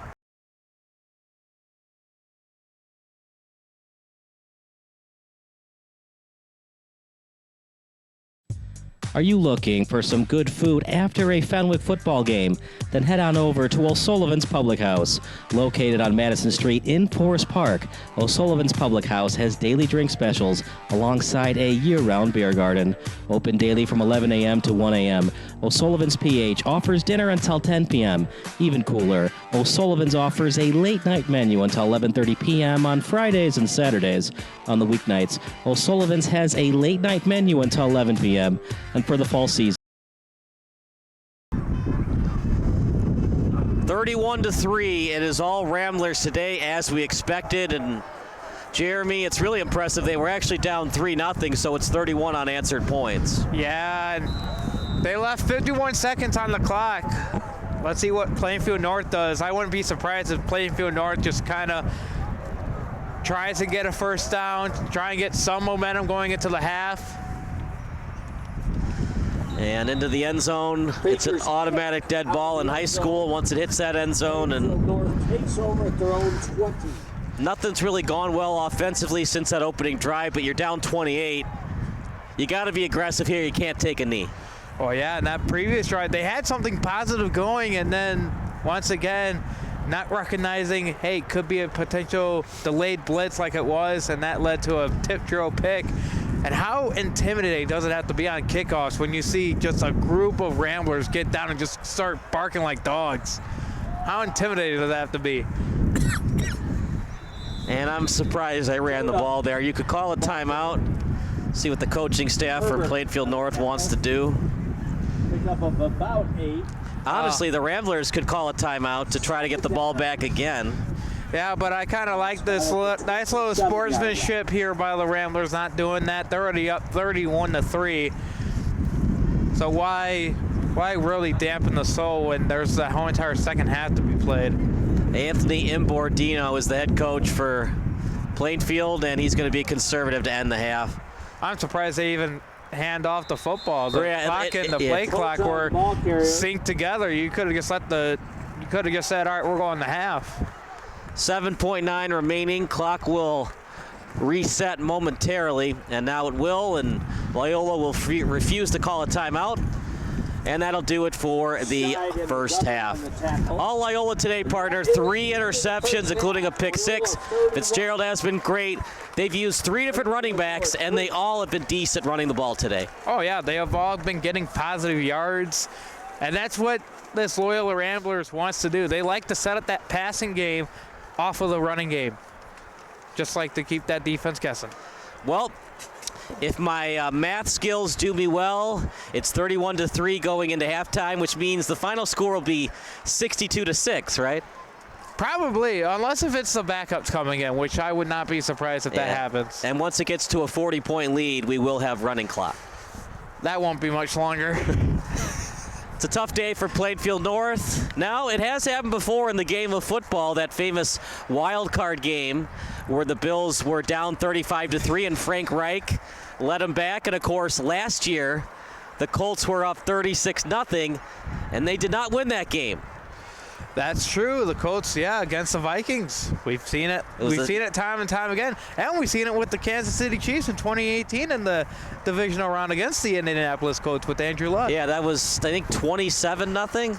That was 27 or 29. And then, of course, that 24-0 lead that the Texans blew to the Chiefs in the postseason. Anything's possible. 28 is not insurmountable, but when you're playing Loyola and they just have such a talent gap between Loyola and Plainfield North, I don't see it, but if Loyola starts turning the ball over, anything could happen. I mean, if I would be shocked if Ryan Fitzgerald comes out of halftime, still out there on the field, still throwing it. And if that's the case, I wouldn't be surprised if Plainfield North is now going over to the end zone, back of the end zone over there while Loyola goes inside. Wouldn't be surprised if they're going to try and draw up a scheme that Loyola doesn't know about to where they can get Ryan Fitzgerald to throw that first pick of the season. We'll take a break. Second half coming up next here on SBS.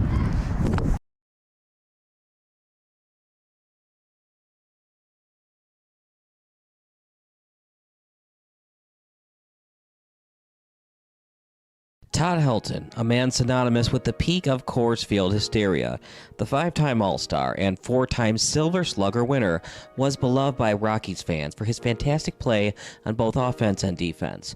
One of the greatest Rockies of all time, his success has consistently been downplayed because of his home stadium. Helton's Hall of Fame case has been widely debated among the baseball community, with no conclusive decision. Just recently, this past January, the voters almost elected him into baseball immortality. He received over 72% of the vote for Cooperstown induction, but he needed another 3% of the vote to get into the Hall of Fame. This video will look into what factors help and hurt his case to earn his plaque in New York, and whether or not it's realistic for Helton to eventually make the Hall. Let's first do a statistics breakdown. Helton played for a very long time, nearly 2 decades, all for the Rockies, and was never an easy out once he arrived in the league. Through his first 10 seasons in Major League Baseball, Helton not only managed to walk more than strike out in 8 of the 10 aforementioned seasons, a very much appreciated quality in a young player, but he also managed an OPS, or on-base percentage plus slugging, above 1, settling in at a remarkable 1.04 OPS for the entire span. Oh, and let's go back to Helton having more walks than strikeouts. During his first season of playing in at least 100 games, Helton struck out 54 times and just walked 53 times. From 2000 to 2008, Helton walked more than striking out, with his worst season, quote-unquote, being the 9th.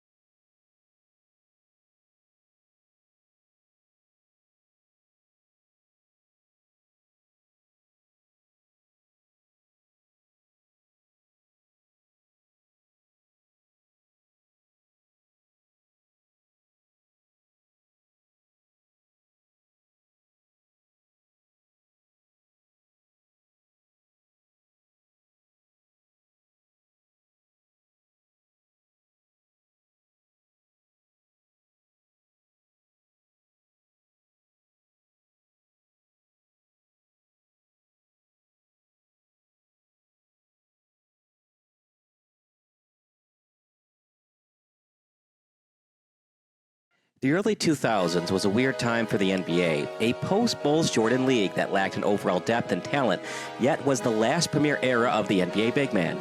You had established superstars such as Shaquille O'Neal, Chris Webber, Kevin Garnett, Tim Duncan, and Alonzo Mourning. You had the up-and-comers such as Kenyon Martin, Marcus Camby, Ben Wallace, Dirk Nowitzki, Pau Gasol, Tyson Chandler, and Elton Brand. You even had the veteran Hall of Famers on their last leg, such as Hakeem Olajuwon, Patrick Ewing, David Robinson, Karl Malone, and Dikembe Mutombo. Truly a golden era of big man in every phrase of the word. And the big man we'll be focused on today would likely fit in the early 2000s up-and-comer bracket, Jermaine O'Neal. Drafted 17th overall straight out of high school in the historic 1996 NBA draft class that featured Kobe Bryant, Ray Allen, and Steve Nash. O'Neal became the youngest player to ever play in an NBA game at that time. His career lasted 17 seasons, playing for the Trailblazers, Pacers, Raptors, Heat, Celtics, Suns, and Warriors. After joining the Pacers for the 2000-2001 season, O'Neal's career hit an apex that lasted from the 2001-2002 season to the 06-07 campaign. This stretch included 6 straight All-Star appearances, 3 straight All-NBA teams from 2002 to 2004, he was second team in 2004, and a conference finals appearance in 2004. In an era stuffed with centers and power forwards, who ranged from high-quality starters to Hall of Famers, O'Neal was regarded as one of the best in the league during that time. As impressive as he was during his peak, was it enough for him to be considered for the Basketball Hall of Fame? As good as he was as a Pacer, the rest of his career was average at best and arrestable at worst, pun intended. He started in Portland for the 1996-97 season, where he played the next 4 seasons. These Portland teams made the playoffs each season he was there, and even made the conference finals back-to-back years in 99 and 2000. In 2000, they took the Lakers to 7 games, losing 89-84 in the historic game that featured the iconic Kobe to Shaq alley-oop in the closing minutes of the game. By the way, Portland was up by more than 10 points in the game. It was a very successful run for Portland, a run that O'Neal had little to nothing to do with. During his time with the Trailblazers, O'Neal never averaged over 13.5 minutes per game. His most impactful season came in 1998, where he averaged 4.5 points, 3.4 rebounds, and 1 block per game. As underwhelming as O'Neal's career was when he was with Portland, it's hard to place a ton of blame on him for his struggles. In a time where selecting a high school player was still considered a taboo move, he was a teenager playing with grown men. The center and forward positions were especially stacked for Portland, in a roster that featured Arvydas Sabonis, Rasheed Wallace, Scottie Pippen, Detlef Schrempf, and Brian Grant.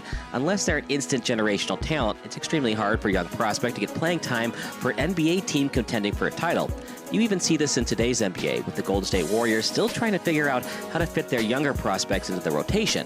Hard to hold Jermaine's first 4 seasons against him. After the Pacers went into a mini rebuild parting ways with veterans Mark Jackson, Rick Smits, Chris Mullin, and head coach Larry Bird, they traded for O'Neal in 2000.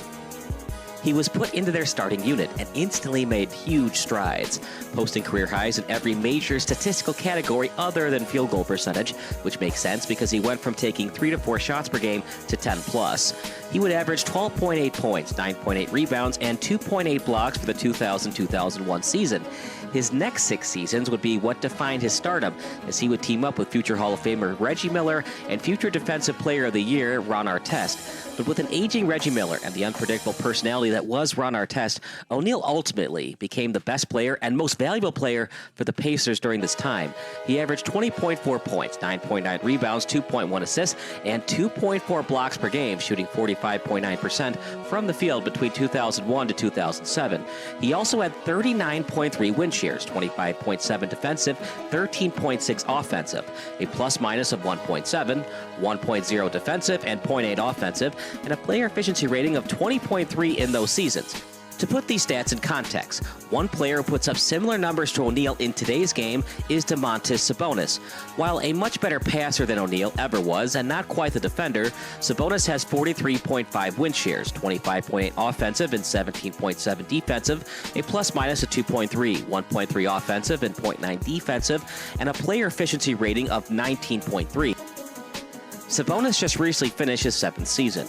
O'Neal's success on the court translated to the success of the team.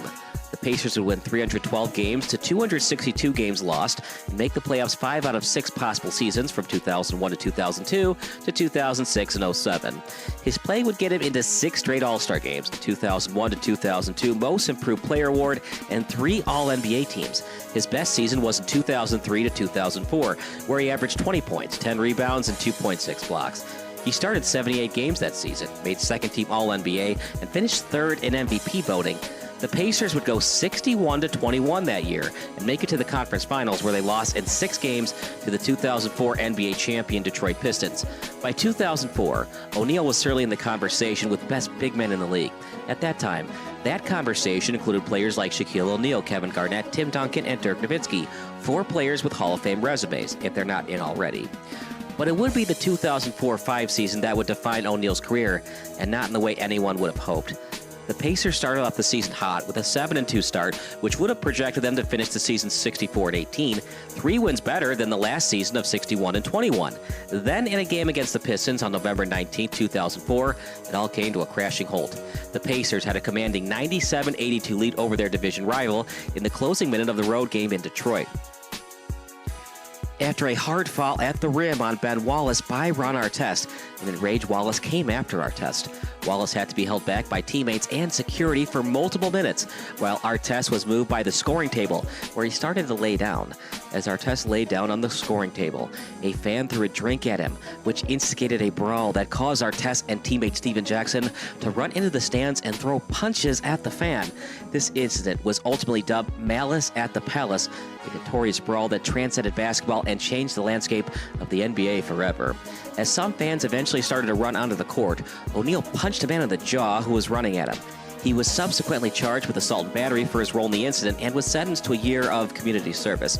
He was initially suspended 25 games for the incident, but an appeal knocked that down to 15 games.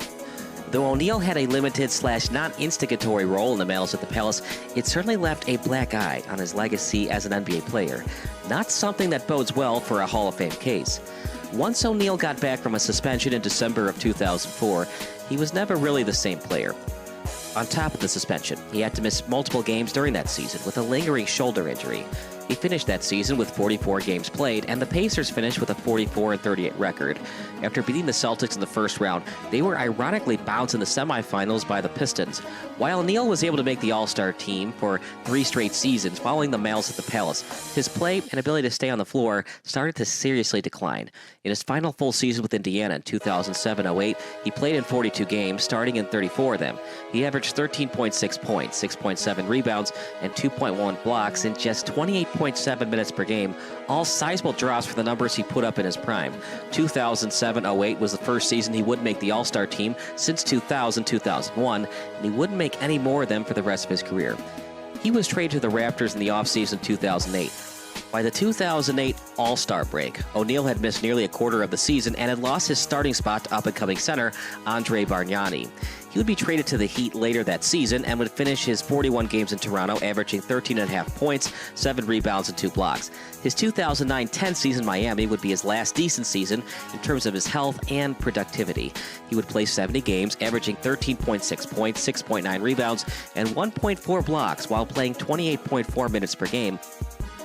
A variety of injuries would further plague him for the rest of his career after that season. He played with the Celtics, Suns, and Warriors up until his final season in 2013-14. From 2010 to 2014, he would play 148 games, 51 games started, posting averages of 7.1 points, 5.1 rebounds, and 1.3 blocks. For the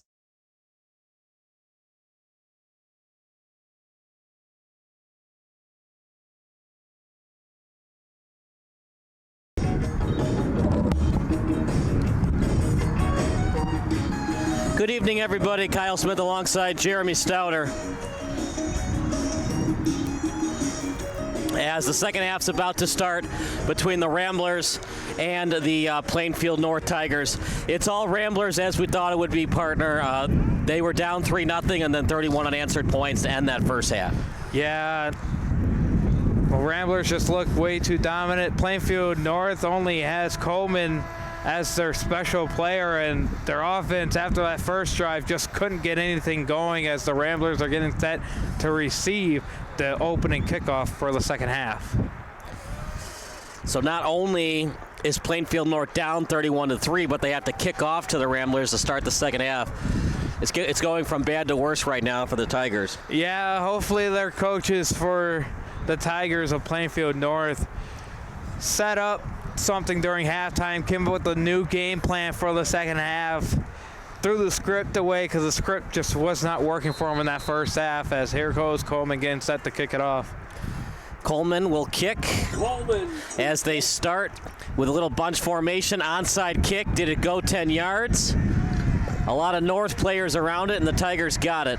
Smart call right there by Plainfield North. It is Plainfield North's football. Yeah, one ref pointed the other way as a mistake. The whole entire Plainfield North sideline just said, whoa, wait a minute, hold on now. We're going that way. Going to the right. The onside kick was recovered by Plainfield North. It'll be their ball. What are you doing? Loyola 49-yard line.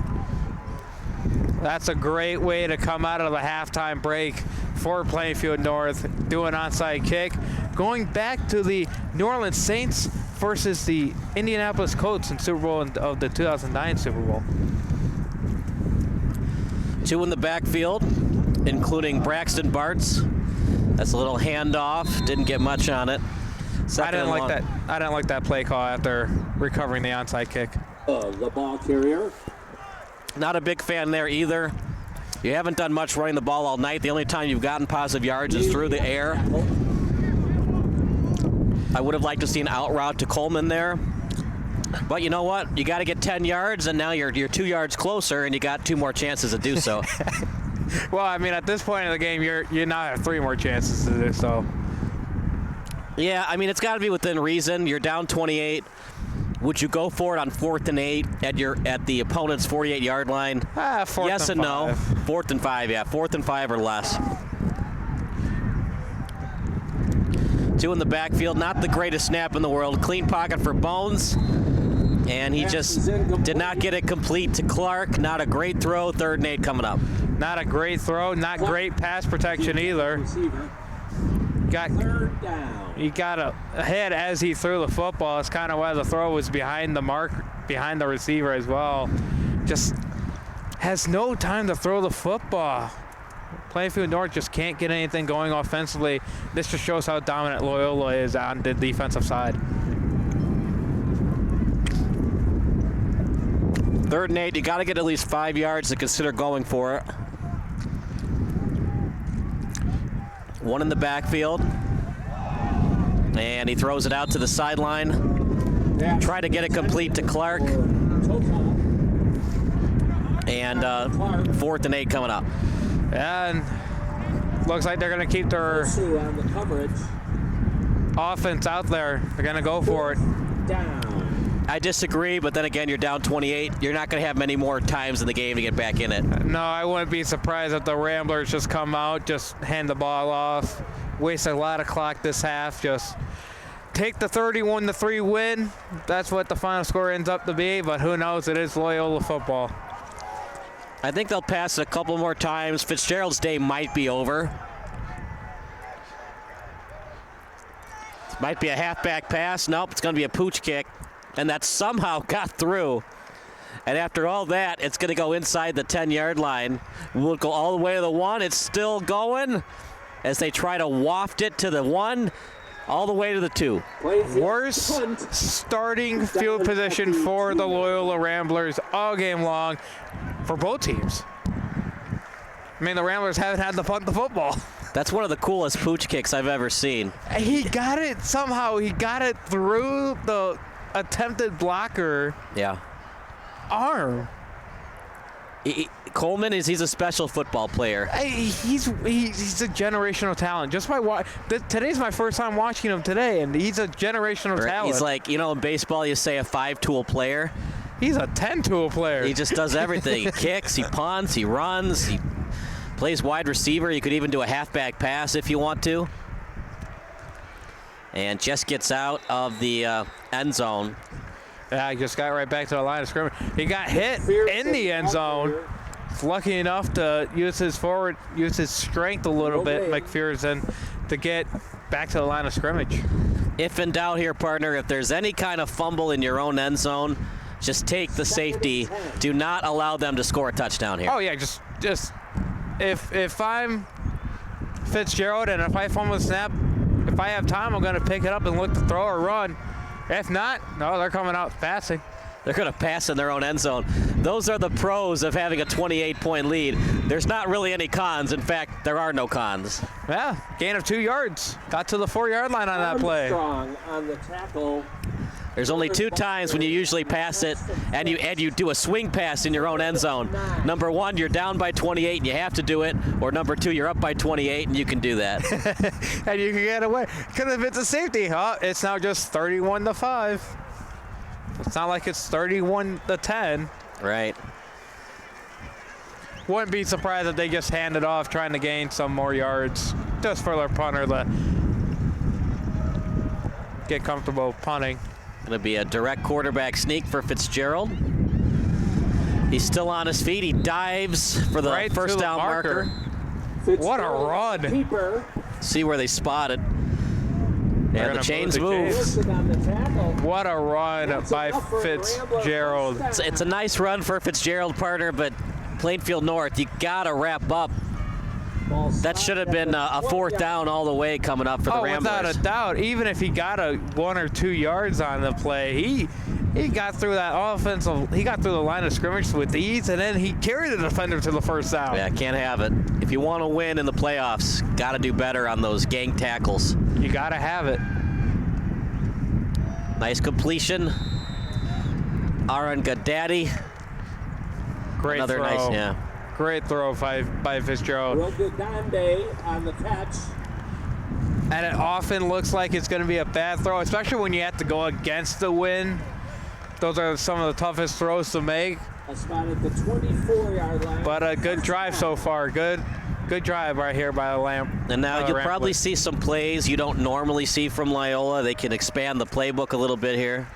Oh yeah, the script for Loyola probably is thrown out the window. You executed the script perfectly fine. Right, now you can run the plays. Now you're just going to start maybe showing a little bit more of your tricky side if you have to get down I wouldn't to that. show too many trick plays because you don't want the opposition to know what you have, but Plainfield North can run all the trick plays that they want. Right, because there's no tomorrow if they lose today. Loyola, you don't want to give teams free film. Well, yeah. Of your hook and ladders and whatever type of stuff that you want to run. There's Daddy again. Yeah, Argandati, yeah. Argandati. We didn't get a pronunciation guide before the game, so we got to guess on all of these. Well, it's kind of nice that we have speakers over there. We can hear the pronunciations of them. Argandati. Great name. Loyola has some great names on their roster. Just a great program. Great football program. 1st and 10 at their own 38. Remember, this drive started at their own 2. Yeah, that just shows that Plainfield North has they don't hate losing. They just have no answer right now for the Ramblers. You know what? I'm gonna quote the TV series that I just started watching, the Hulu series, Shorzy. They don't hate losing. They play just to play. They don't hate losing. Whatever the outcome is. And that's not, there's nothing against it, but when it comes down to the playoffs, you want to play the guys that hate losing games. All out, man, like the old Friday Night Lights saying, clear eyes, something can't lose. It's a little corny. Kyle Chandler's the head coach in that series. I think the saying's a little corny, but you know what? It is also brilliant at the same time. It's very poetic. Oh, yeah. Spotted at the 40-yard line. And as you saw right there by Miller, he's still running it hard. He's still moving those legs. As you saw, it took a pack of Tigers just to get down one guy. They had like 10, everybody on top of Miller trying to bring him down. 3rd and 1 at the 47. It's going to be Fitzgerald all alone in the backfield. It looks like it's going to be a 4-man rush, maybe a delayed blitz by the linebackers on the edge right here. They're going to pass. Fitzgerald, he's got a wide open man down the middle. Carlson with the catch. He got tackled right after making it by Keith Syrakis, but not before Carlson with another big gain. And why not? You're up 28 points. Try it, and another big gain for the Ramblers. Carlson has been the go-to guy for Ryan Fitzgerald today, and normally it's Baker, but Baker's on the sideline right now. Ball be spotted at the 17. Don't need to use him. Don't need to use him. Just get the ball to Carlson now, I guess. Argandotti's been good. Argandotti, too.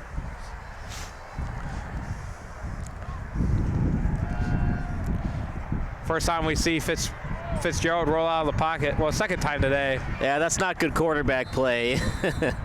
Don't go back into the pocket. Fitzgerald's pass. At least he got rid of it and didn't take the sack. Yeah. Got to be careful, though, when your arm gets rid of the ball at the last second. Somebody could knock into your wrist. It could land awkwardly. You want to throw it away as quickly as possible. I'm surprised Loyola's not telling Fitzgerald, hey, if there's nothing open, don't force anything. Just get rid of the football. We're up 28, yeah. We're up 28. We're going to move on to the next round regardless. At this point, it's all about staying healthy at this point. We want to stay healthy if we want to repeat. Just get rid of the football. Oh, you had them offside. Just did not put their hands over the line of scrimmage. Or they didn't just snap the football either. Clean pocket for Fitzgerald. He's going to step into it. And he rolls over to the right with great blocking. Touchdown run, Fitzgerald. Touchdown Ramblers, 37-3. Too easy. Way too easy. 98 yards. What a drive by Fitzgerald. And the icing on the cake of a blowout victory here at Rambler Stadium. Yeah, Fitz, at this point, you can just rest your starters, get them rest up, ready to go for your next game. Just time to bring in the backups. And for Plainfield North, time to start the buses. Get those buses warmed up, fellas. We'll see the running clock shortly. We will be seeing the running clock shortly. Good snap, good hold. The kick straight through, 38-3. We'll take a break. You are watching the Ramblers against the Tigers here on SBS. 38, Plainfield North 3. Yeah, he just hit mute. Before we celebrated this special night, before we fell in love with our home all over again, we searched for a company to handle our entire remodel, from architecture and material selection to permits and complete construction with impeccable design. We found Airroom. Visit the Airroom Design Build Center in Lincolnwood to explore your home's potential. Airroom. Architects, builders, remodelers. Your project begins at airroom.com.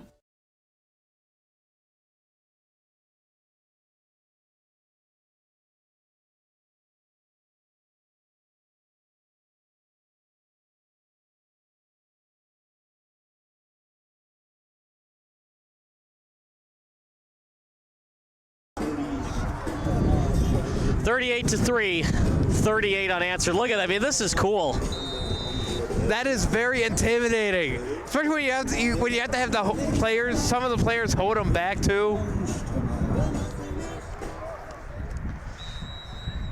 And I don't know if the ref was ready for that kick. Flag on the play. Offsides. I think the Ramblers got a running start on the kickoff. So that'll bring the kick back 5 yards. Well, obviously you can get a running start, but the ball has to be in the air. Right, you can't be ahead of the kicker. Yeah. Till he kicks it. That's going to back him up to the 35, I believe. Offsides Ramblers. We'll just yeah, there we go. Penalty. Baker will kick from the 35. As the backup quarterback for the Ramblers getting ready, as you would expect, that's Stephen Harris getting warmed up. This should be good field position for Although he's listed as a cornerback on the roster. Freedom Ali is listed as a QB. And I all was the way wrong. to 30. Not good field position. It's like some of the best field position they've had all day. I mean, they've been down at the 15, at the 20. Well, besides for their first drive where they got out almost to the 45 on that opening kickoff. Yeah, it was a nice onside kick. And then that, yeah. But for Loyola, like, on the tackle. you don't really expect them to do the onside kick. So it's fine that they recovered it. And it was a great play call coming out of the half, knowing that you don't get the football first or coming out of the break. Handoff, and Plainfield North is doing everything now. That time it was to the handoff, and Devon Droughton, who's actually listed as a wide receiver on the roster. He does play running back as well, but they're trying everything. Nothing's working. Coleman, Drown, Toda, they just can't run the ball right now. Well, that kind of just goes to the play calling. You're not really calling Coleman's number. At this point, when you're down 31 points. 31 points. You got to get it to Coleman at this point. It has to get to Coleman. But again, the quarterback has no time whatsoever to throw the football. Nick Islesworth. Nope, sorry. It's Daly on the sack. He had an interception earlier. And one more score would make this a running clock. 3rd 19.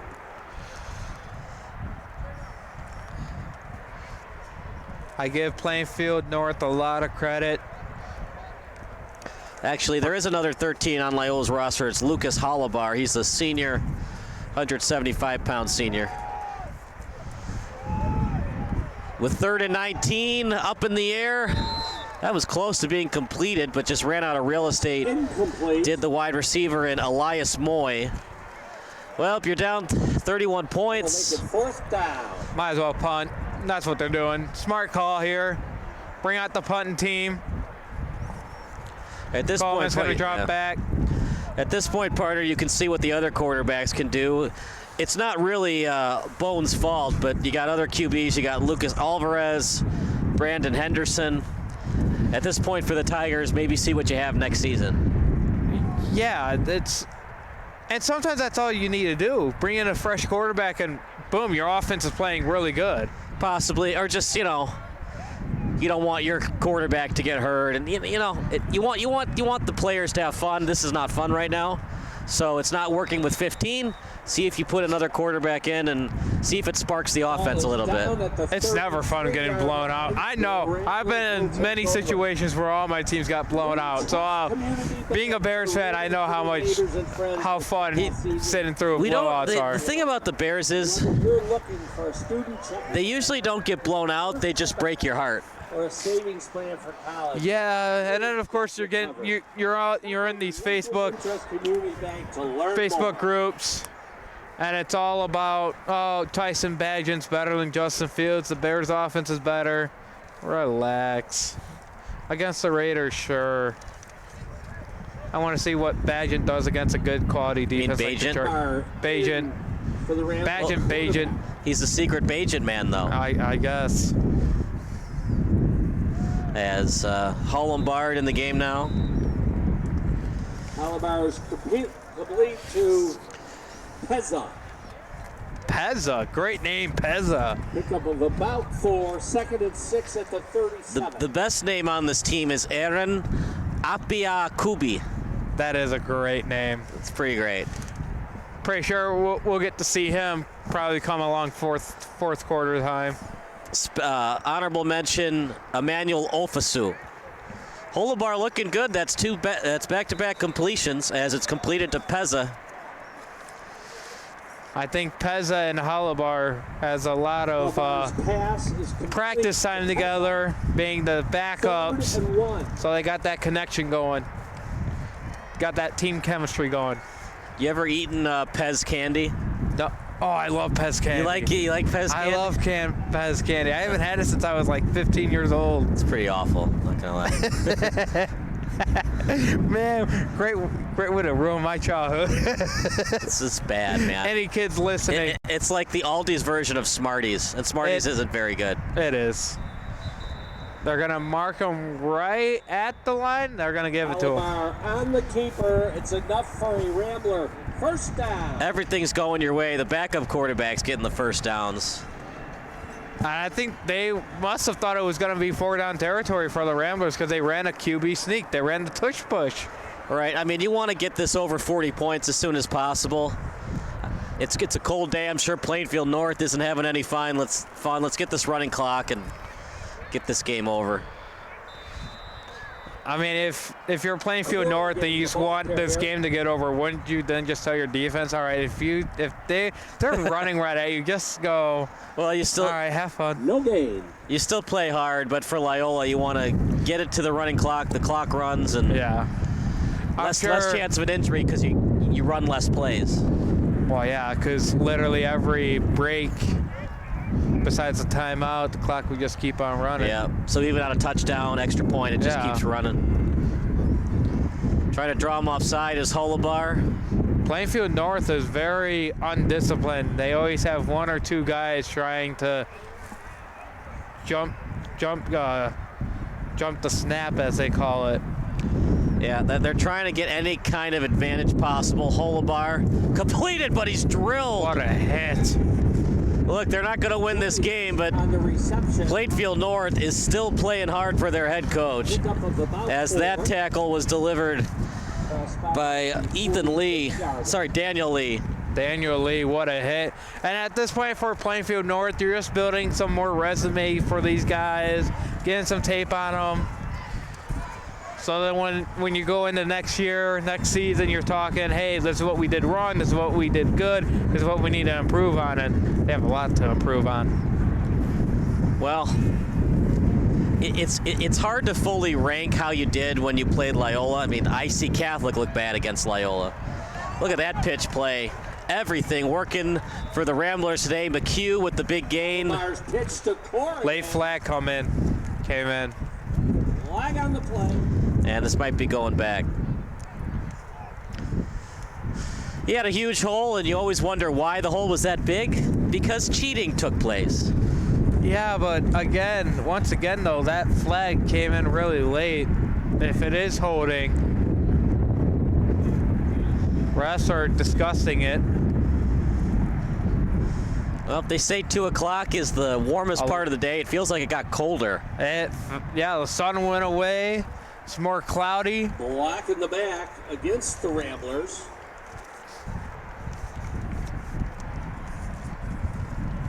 Ball will be spotted at the 50. As a substitution comes into the game for the Ramblers.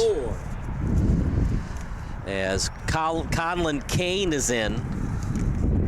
As he subs David Pezza. So I guess I should have studied the rule book a little bit. I'm still kind of confused. There was an illegal block in the back, but it's 3rd and 4. Right. Loyola. Remember, you get the yardage where the penalty was. So you get the yardage counts. Like, for example, if there's a hold 5 yards past the original line of scrimmage. That's where it starts. Right. You get credit for the 5 yards, and then you take the penalty from that spot. Okay. Right. That's why they did it from the 40 then. Yeah. 3rd and 4.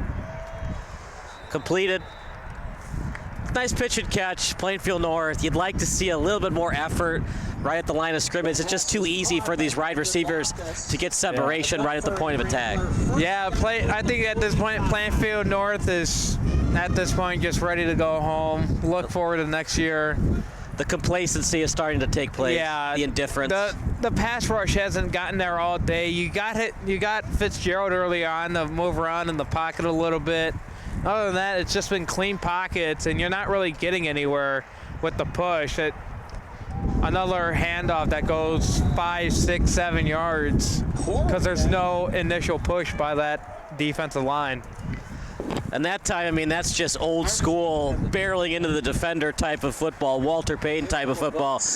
You'd like to see Plainfield North get a little bit lower on that tackle. Yeah. 8-yard line. But, I guess coaching nowadays, hey, if it's a tall guy coming at you, go for his legs. Try and trip him up, I guess.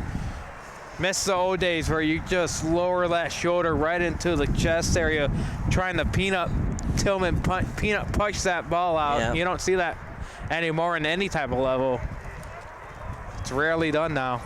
4 wide receiver set. One guy makes the tackle. The other guy punches that one out. Up in the air. Almost picked off. That's the time that Holobar's got to learn. Just take the sack. It's just hard to complete the ball when you're getting hit to the sideline like that. True, or just don't even try and loft it in the air like that. If you know you're about to get hit, just throw it at the receiver's feet so you don't get caught for intentional grounding. Right. Because if anything, if you're in the tackle box and you just throw it right at the receiver's feet without it hitting the receiver's feet where it pops up in the air, you'll be fine. Right. There's got to be a receiver within 5 yards of the play. So 3rd and 3. They want to have the running clock, so they'll probably go for it if they don't convert here. I mean, this quarter has just been dominated by Loyola once again. Easily picked up the first. Right, and Loyola's a good team, but Plainfield North has made mistakes today.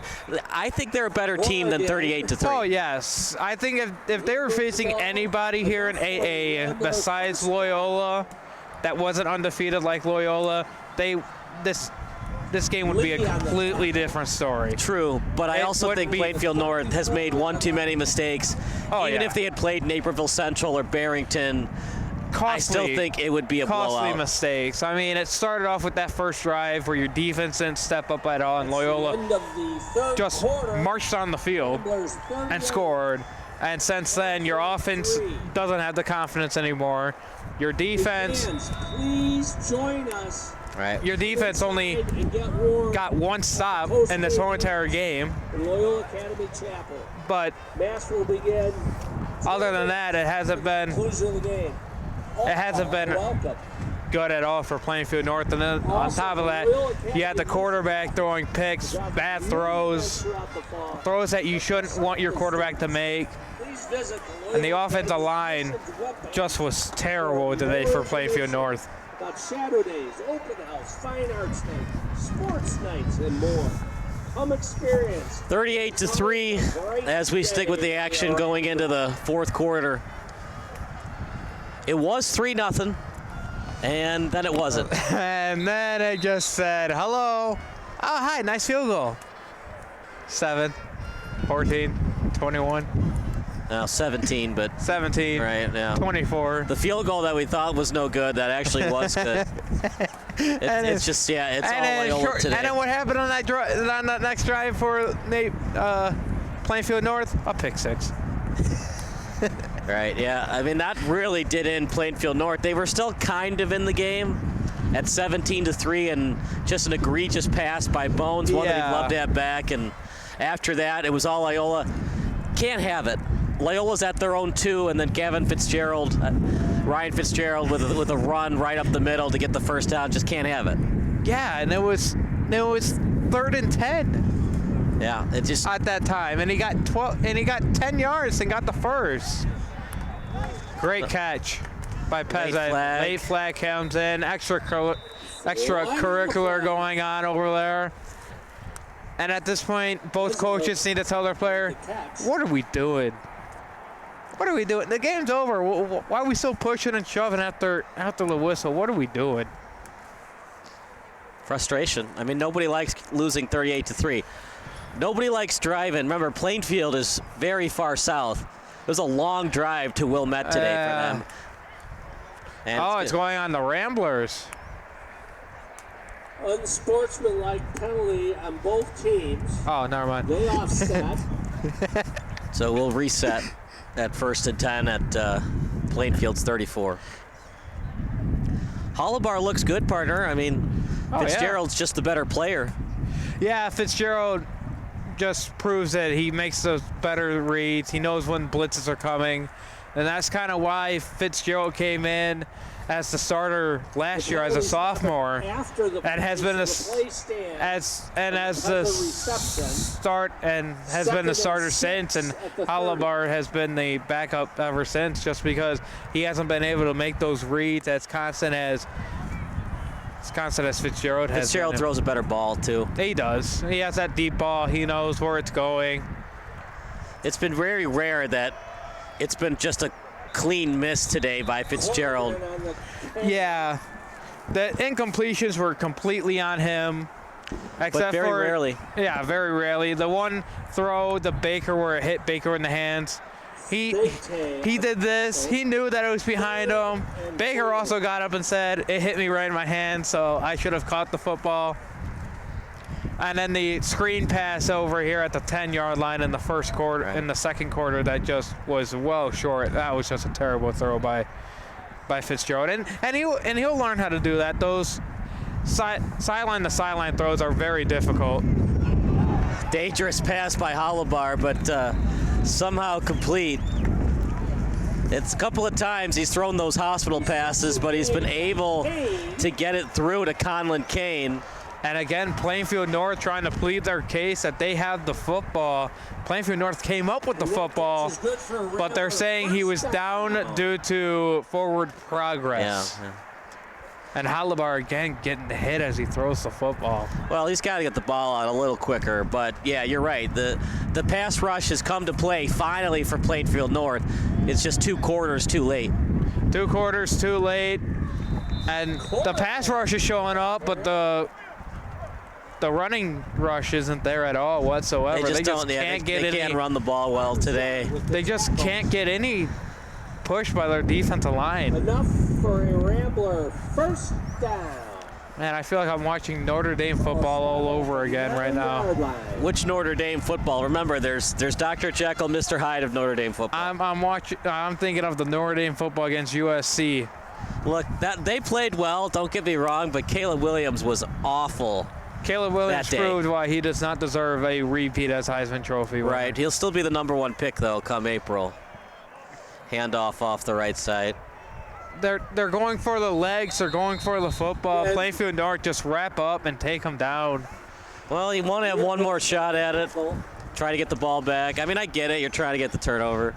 But unless if it's a peanut punch where you know that the ball's like this and you can go up and punch it, but if the ball carrier's like this, just wrap them up. This is how you know a ball carrier's protecting the football. Wrapping up the ball with both arms. I mean, those are the pros of running up the middle. It's a lot easier to carry that ball. When you run to the sidelines, you gotta switch hands between the right and the left. That's when the punches can come through and be effective. To the sideline, great deflection that time by Maki Armstrong. Dangerous pass by Holobar again.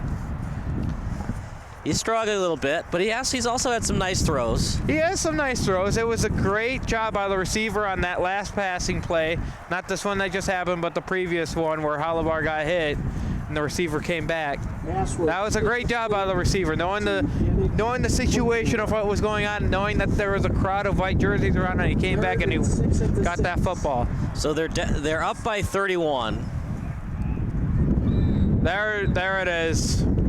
The first encroachment penalty. That's a backbreaker right there. You had 3rd and goal at the 6. Now it's 3rd and goal at the 1. Offside defense. Now you can run anything they're gonna you want move it in the to playbook. the 3. Distance. That's right. I forgot. Inside the 10, it's half distance. So 3rd and goal at the 3. Should, if I'm the Ramblers, hand it off, run it in. You've been getting positive yards. You've been getting 3, 4, 5 yards a carry. Terrible snap, and stop short at the 1. So they'll definitely go for it. Yeah, at this point. Field goal. I mean, you got your backup quarterback. He's a senior. You want to get him as many game reps as possible. This is his last game of today, and then he'll back up next week. But I highly doubt there'll be any more blowouts for Loyola in the later rounds of the playoffs. We'll see what happens next week. But you also want to get your senior in there as well, because you don't know what's going to happen to Fitzgerald. You don't know if he's going to have a injury where he just does not come back from, and now you have to rely on your senior. And this is the right call. I mean, the game's already a blowout regardless. But get to the 40 points. There it is. Nice handoff. And just keep on running that clock. Just run that clock. Game's over. Yeah, 45-3 will be the score soon. It's already at 41 points. of a lead for the Ramblers, so we'll see the running clock. We'll see what kind of offense Plainfield North wants to do. Will they keep airing the ball, or will they just run the ball to let the clock continue to run and get out of here quicker? And I will say this Loyola defense that's going to come back out has played a great game after giving up 21 points respectively to Mount Carmel and having to stop Mount Carmel on a 2-point conversion to win the game. Right. They've came up big today against this Plainfield North offense. They ended that 22-game winning streak for the Caravan. That's why everyone was very impressed with how Loyola played. And if it does come down to Barrington, Loyola, I think I'm going to have to go with Loyola as my pick. Yeah, we'll see. We'll take a quick break. Loyola By IHSA up 45-3 on Plainfield. Running clock following the kickoff. Before we celebrated this special night, before we fell in love with our home all over again, we searched for a company to handle our entire remodel, from architecture and material selection to permits and complete construction with impeccable design. We found Airroom. Visit the Airroom Design Build Center in Lincolnwood to explore your home's potential. Airroom, architects, builders, remodelers. Your project begins at airroom.com.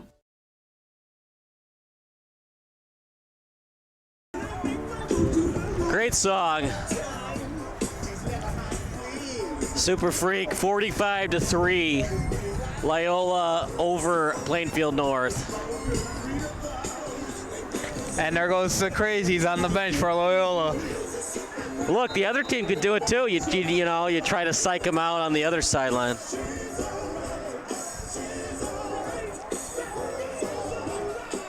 Let the dogs loose. You ever seen the movie The Hangover? I've seen some clips. You never seen the whole movie? I have not seen the whole movie. There's a famous scene where they're going to Vegas for a bachelor party, and one of the characters say, "So are you guys ready to let the dogs out?" And that's what that kind of reminds me down there on the sideline.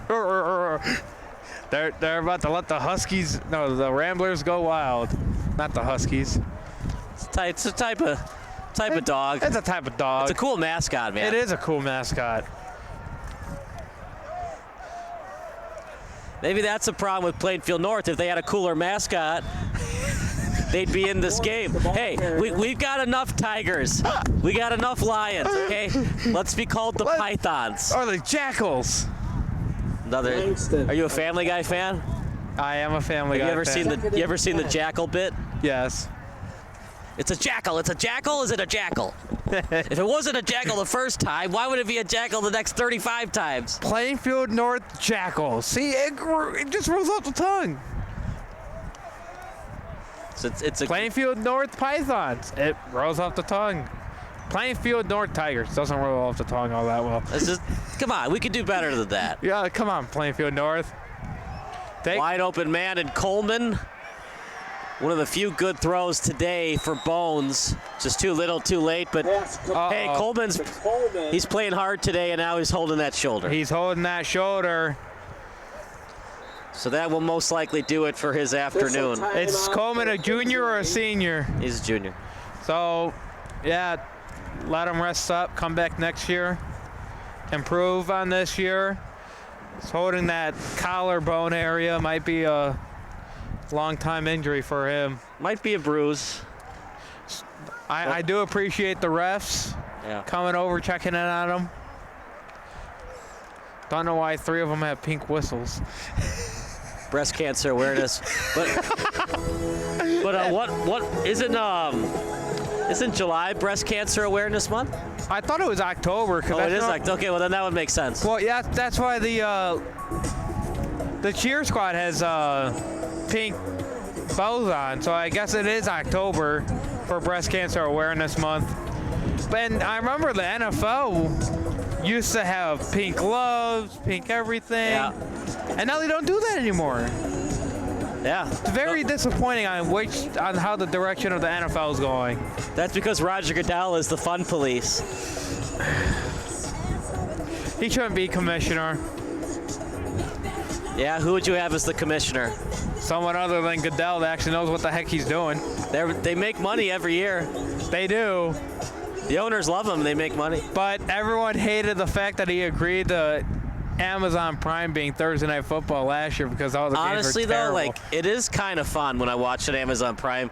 The announcing hasn't been fun, though. I have not been happy with Al Michaels.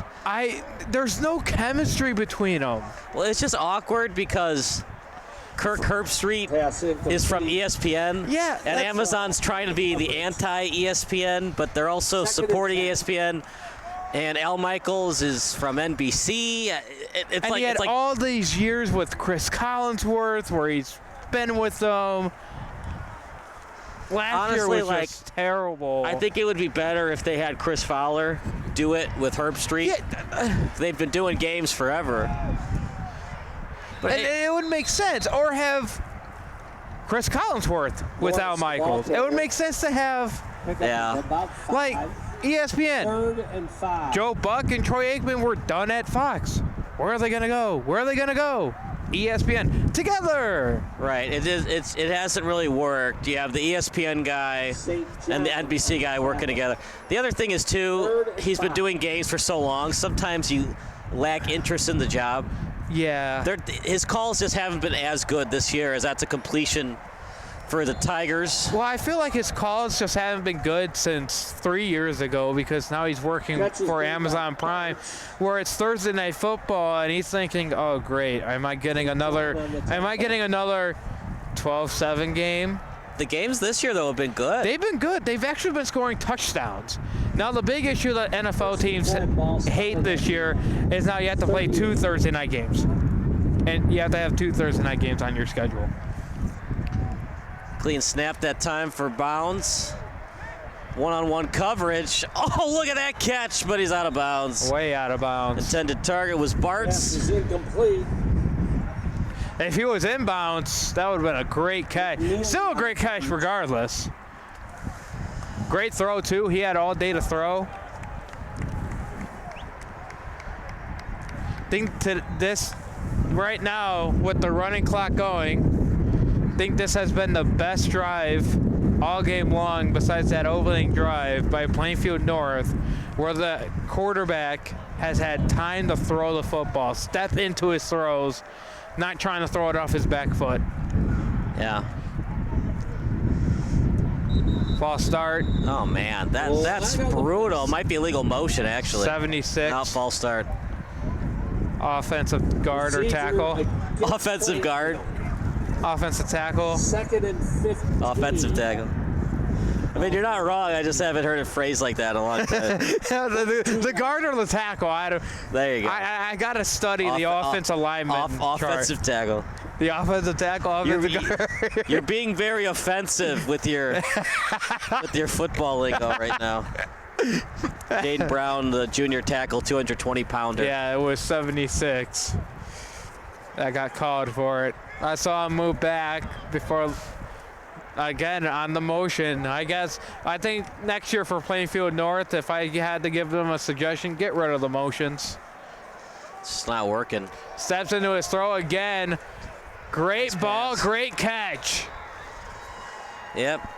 Amiel Clark with the completion and the catch, but too little, too late, and it's only been starting to take place because Loyola has gone to the bench with their reserves. Yeah, and they still have their starters out besides for Coleman. Coleman might be out for a while with that shoulder injury.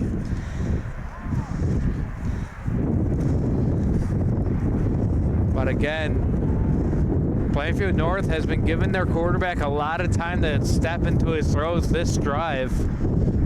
Another clean pocket. And this time just in and out of the hands of the receiver. For Bart's incomplete. We're now eyeing the 3-minute mark. After every whistle, the quarterback does go over to the sideline to get the plays. They don't do what Loyola does, where they have signals coming in all over the plays, or the head coach talking to them with the headset. This is Plainfield North. I do have to give them respect. They do play old school football. Their quarterback hasn't really taken off. He's a pocket passer. Clean pocket for Bounds. And another completion. Nice pitch and catch on the out route. What a catch. Completed to Amiel Clark. So they might score a touchdown here. Jeremy, do you do an onside kick or do you just kick it back to Loyola, let them take a knee? You just kick it down. At this point, the game's already over. Running clock. You're chewing up a lot of clock regardless. You're not going to have time to score 2 touchdowns on this Loyola defense, even if it is the backups. At this point, you just boot it down, you send it down, or you just don't even kick the ball off. Yeah, you could do that. I mean, just let the clock keep running.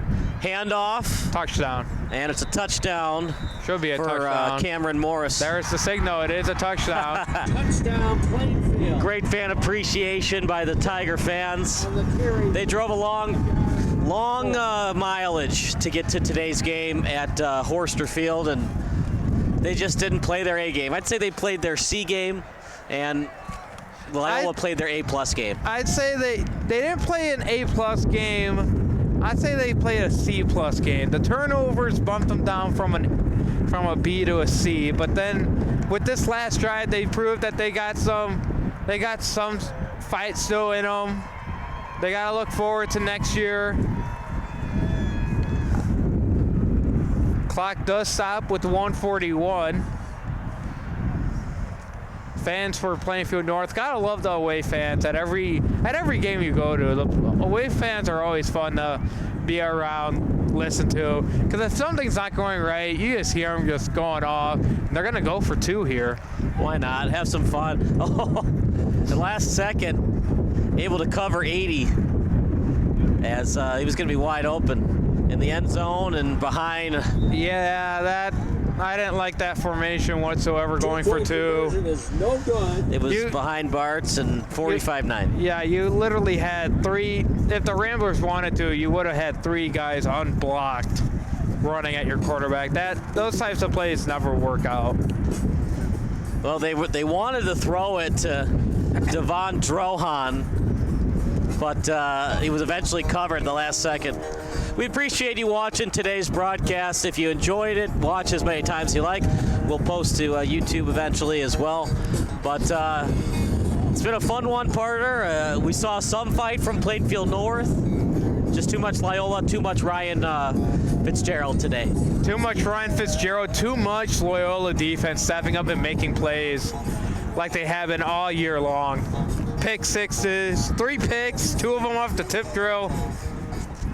If you're a Loyola fan, not able to come out here and watch, and we'll be watching later on YouTube and watching live right now, you have to be impressed and happy with how this game has been played. Henrik Sarazin will have to kick for the injured Coleman, and they almost had too many men on the field, did the Tigers. Getting onto the field the last second was passed, and Morris got back to the sideline to avoid the penalty. Smart decision. I wouldn't even return it, though the clock is running, and that's actually a great return. As he made me kind of eat my words. Well, Plainfield North wasn't really worried about tackling. They're trying to rip that ball out. No. They probably would have been okay if the returner went all the way to the house and just been like, going to happen sooner or later. So we might see the victory formation coming up for the Ramblers. Oh, the clock is still running. Won't be surprised if they start taking a knee now. They bunched together, and here we go. Victory formation. Victory formation, the best play in football.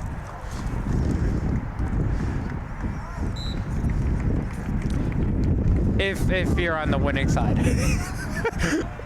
On the losing side, it means darn. We almost had it.